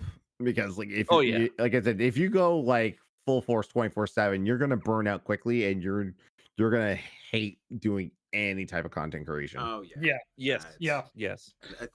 That's where I started off on the wrong foot. I was like streaming like every day of the week, and and as time went on, I realized at a point, like I'd say probably within like the first year or two, I was like, this is just too much. Yeah. Like with this work and everything, I was like, this is too fucking much. I gotta just pump the brakes somewhere. My brain's gonna burn out. And I'm kind of happy with myself too. I said like a couple of years back there, like I mean, like I think with all of us there during COVID, like we were all stuck at home, so I think we just all started pushing the maximum hours. It's like, well, I don't have to go to work. I don't know what my future's like. I'll just be online and do that. But as everything started to come back, of like, okay, I need a hard out on stuff. Okay, I'm gonna just do 3 days. I'm gonna just do 3-4 hours tops, if that, because if I do any more, I'm gonna hate it, and I'm gonna just be like, I'm gonna quit everything. So, for me personally, doing 3 days a week, because then with the 3 days, like if I'm not streaming, then I can just do something else, like record stuff to go on YouTube that's separate from the streams. And even though that I have to rework some other stuff too, because it's like with work now, it's taking a little bit more time out from everything else. So it's a constant struggle, the work-life balance. Let's put it that way. Yeah. And you have to be willing to make changes as things happen, right? Because like this seems to be just kind of a summary of everything we've talked about so far. But Yeah. it's just it's life happens. Unexpected things happen. Red Robe was talking about how, they dealt with an injury. They, had to deal with like pipes breaking in the house. Like real life happens. And so it's important for you to be flexible and to recognize like, hey, I may need to dial it back a little bit. Or, maybe dial it forward depending on, what you're doing. Like for me, I talked about it before we went live, but like I've been dealing with a lot of like mental health stuff. And one of the things that my therapist and neuropsychologist both recommended is like, you need to focus on stuff that will help you build relationships. And content creation has been a very, very good source of that for me. So, they were like, yeah, you should probably like try to do a little bit more like social stuff and content creation. So it's all about finding a balance and trying to make things work based on the moment. Not necessarily like it's good to have a plan, but recognize that like 90% of plans, things are going to go wrong. So be flexible, be adaptable, and don't beat yourself up. If you need to take a step back, it happens. Yeah. And from what I can read over this last slide here from the last day, I think it was just basically a summary of everything he taught on the first 3 days there. So, build your relationships. Don't worry about the fall off. Be in a good mindset. Plan out collaborations. Find people that you trust. Stay authentic. And make sure that you're doing it for the right reasons. Like, are you doing it to get rich? Are you doing it to get famous? It's probably not going to happen. But if you're just doing it to play games and have fun, hey, maybe that's all that matters. Yep. Damn it, Rob was waiting for you to go, mm-hmm. Well, I mean, you're right. You're exactly right.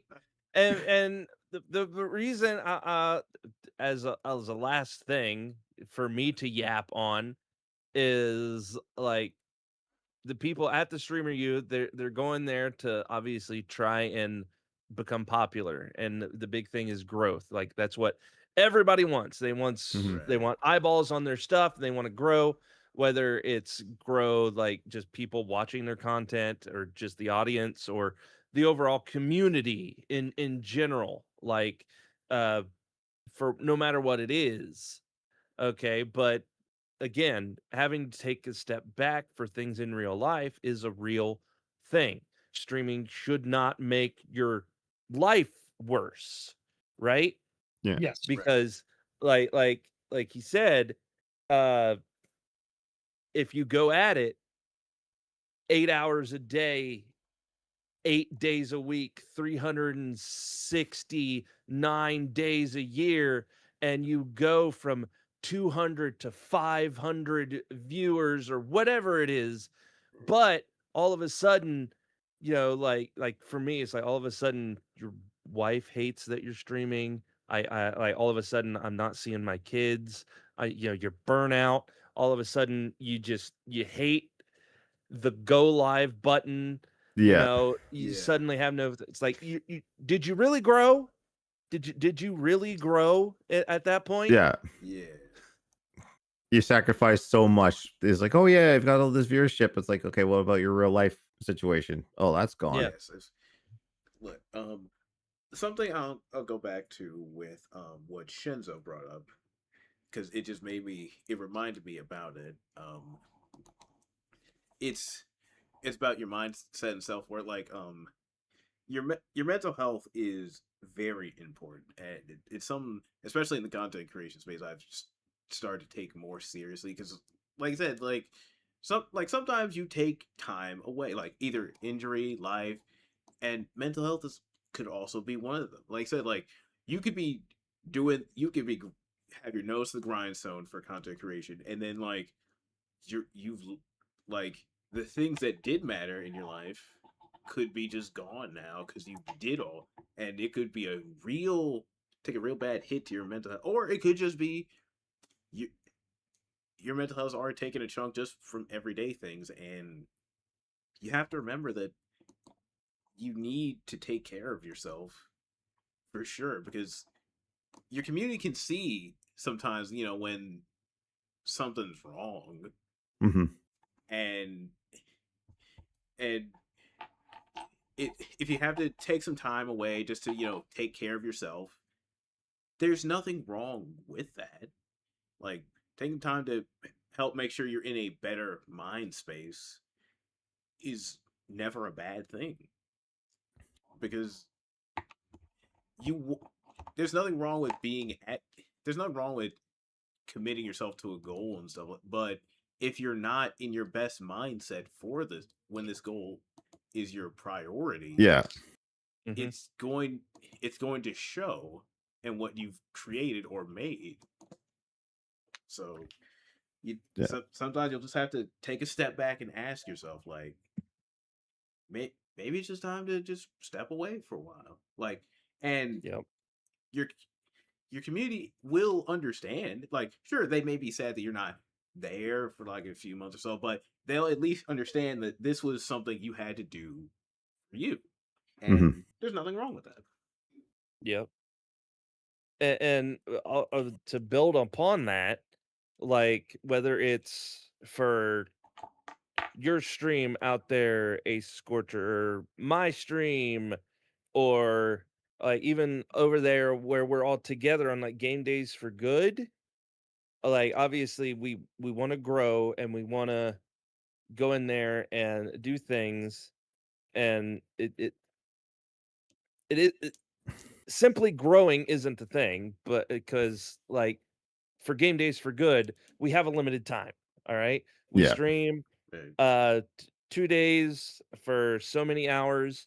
Granted, we do special things. So what we try and do, and what everybody should try and do for the time that they have, is make the time that they have, however limited it may be, so that your community and stuff, whatever it is you're happen to be streaming, make it a thing, make it like an event or whatever, make it worth showing up for. Yeah. And that was my goal this year, was just like, hey, I want to do as many special streams as possible, like make these things big events. Not to say that I don't like the whole like, hey, we're gonna play this game, come on, join in if you want to. Like it's open lobby, no matter what, just pop in, we're all friends here. But I do love like this year that we've done so many like special stuff, like the Mario Party League, Yep. not Mario Kart month, uh and then we're going to do another league in Mario Kart, Oh, like boy. all of it Yeah. except for World, because two of the four of us don't have Switch 2s yet. Which, by the Yeah. way, a little PS on a side PSA: you want to Switch 2? You only got 2 weeks until Nintendo raised the price. You might Yeah. want to get on that. Man. Yeah, and like Can't believe that. speaking of game days, like this Saturday, tomorrow, I'm doing a game that I'm probably going to be doing myself, but you know what? That's okay. I know game days for good. It's all about the community and all that type of stuff. But I'm probably going to be playing this game by myself, because it is a weird game, because it's based off of like freaking Goldeneye. It's called Agent 64: Spies Never Die. And it is really cool, and I wanted to show it off. And I know if it wasn't on Game Days for Good, I would probably do it on my own stream. But given the game and the community and the people that I know that would come around Game Days for Good, you all included that are here watching this right now, they would probably benefit from seeing this game because, maybe you liked GoldenEye or Perfect Dark back in the day, and this is like a brand new game, like an evolution of that just came out. And I found out about it. I'm doing it. I plan on having a lot of fun, and I hope to see everybody there. Now, will you? I don't know, but either way, I plan on having a dang good time. And that's hopefully ultimately what will be seen by the people that do end up being there to see this. Yep. I think that's what we're all about here, and I think we got a lot of stuff out of this. Like I said, like Ludwig's class was the one thing I really wanted to go over because everything else was just kind of like, I don't know, just like I am gonna be the who's that? I don't even know the kid's name, and not worth mentioning. Those kick streamers, those IRL streamers, let's just want to cause trouble. Yeah. But like I think like Liquid was the best. He's the best classes and the most informative stuff he could give out to the current generation, and maybe the future generation is thinking of doing this. Just like, take this to heart, try to make it your own thing. And I think I don't really know what else to say because like we've come to the end there. I mean, I don't know if we went over all of it. I mean, yeah. Yeah, the one thing I'd just like to end on is a lesson that Ludwig taught everybody that wasn't in any of these slides. Mhm. But it is tied into like the relationships. And one of the things he did was he introduced his cameraman at like the beginning of his class. And then at the end, he asked everybody in the class if they remembered this cameraman's name, and no one did. Oh. And he and the emphasis there I think is really important because it goes back to building relationships, to being authentic, is that you need to remember not just the big names but all the people that help you, whether it's the artist or the cameraman or your editor or whoever it is like the vast majority of very successful streamers have a team behind them.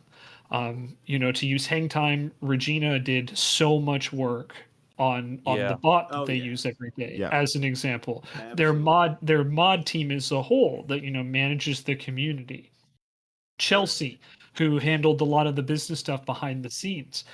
Like it's important to remember, acknowledge, and thank those people. And that's where kind of my final thought on this is that no matter how successful you may or may not become, never forget to be a decent human being first and foremost. Because that ultimately, I think, is what will get you, maybe not necessarily success, but it will allow you to find fulfillment.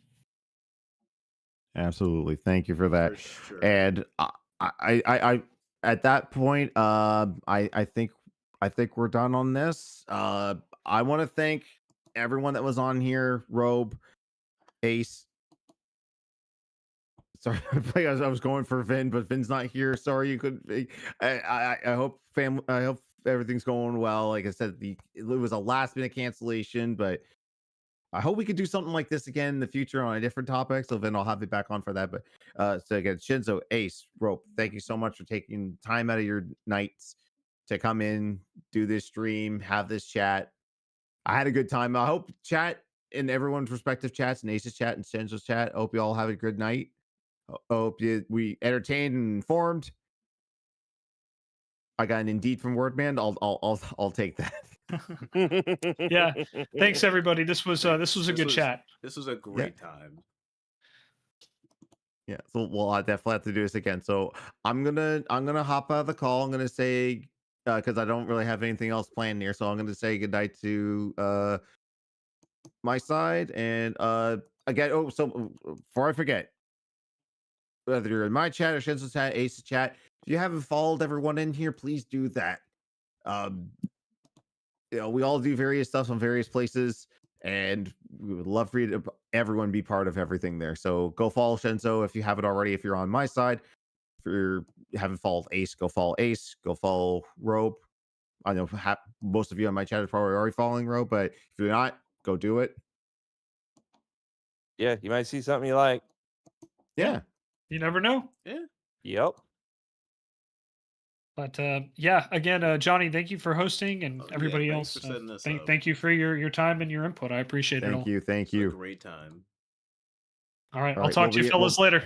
Yeah, we'll be in touch. Care. Bye bye. Have a great night. Good night, guys. Bye. All right.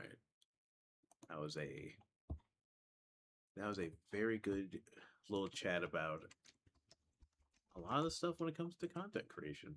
So hopefully that was informative and good for all of you.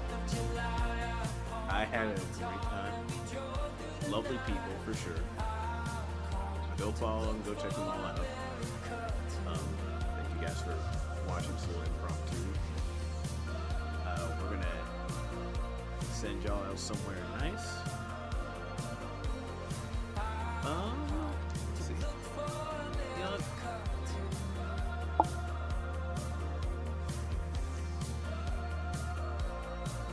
so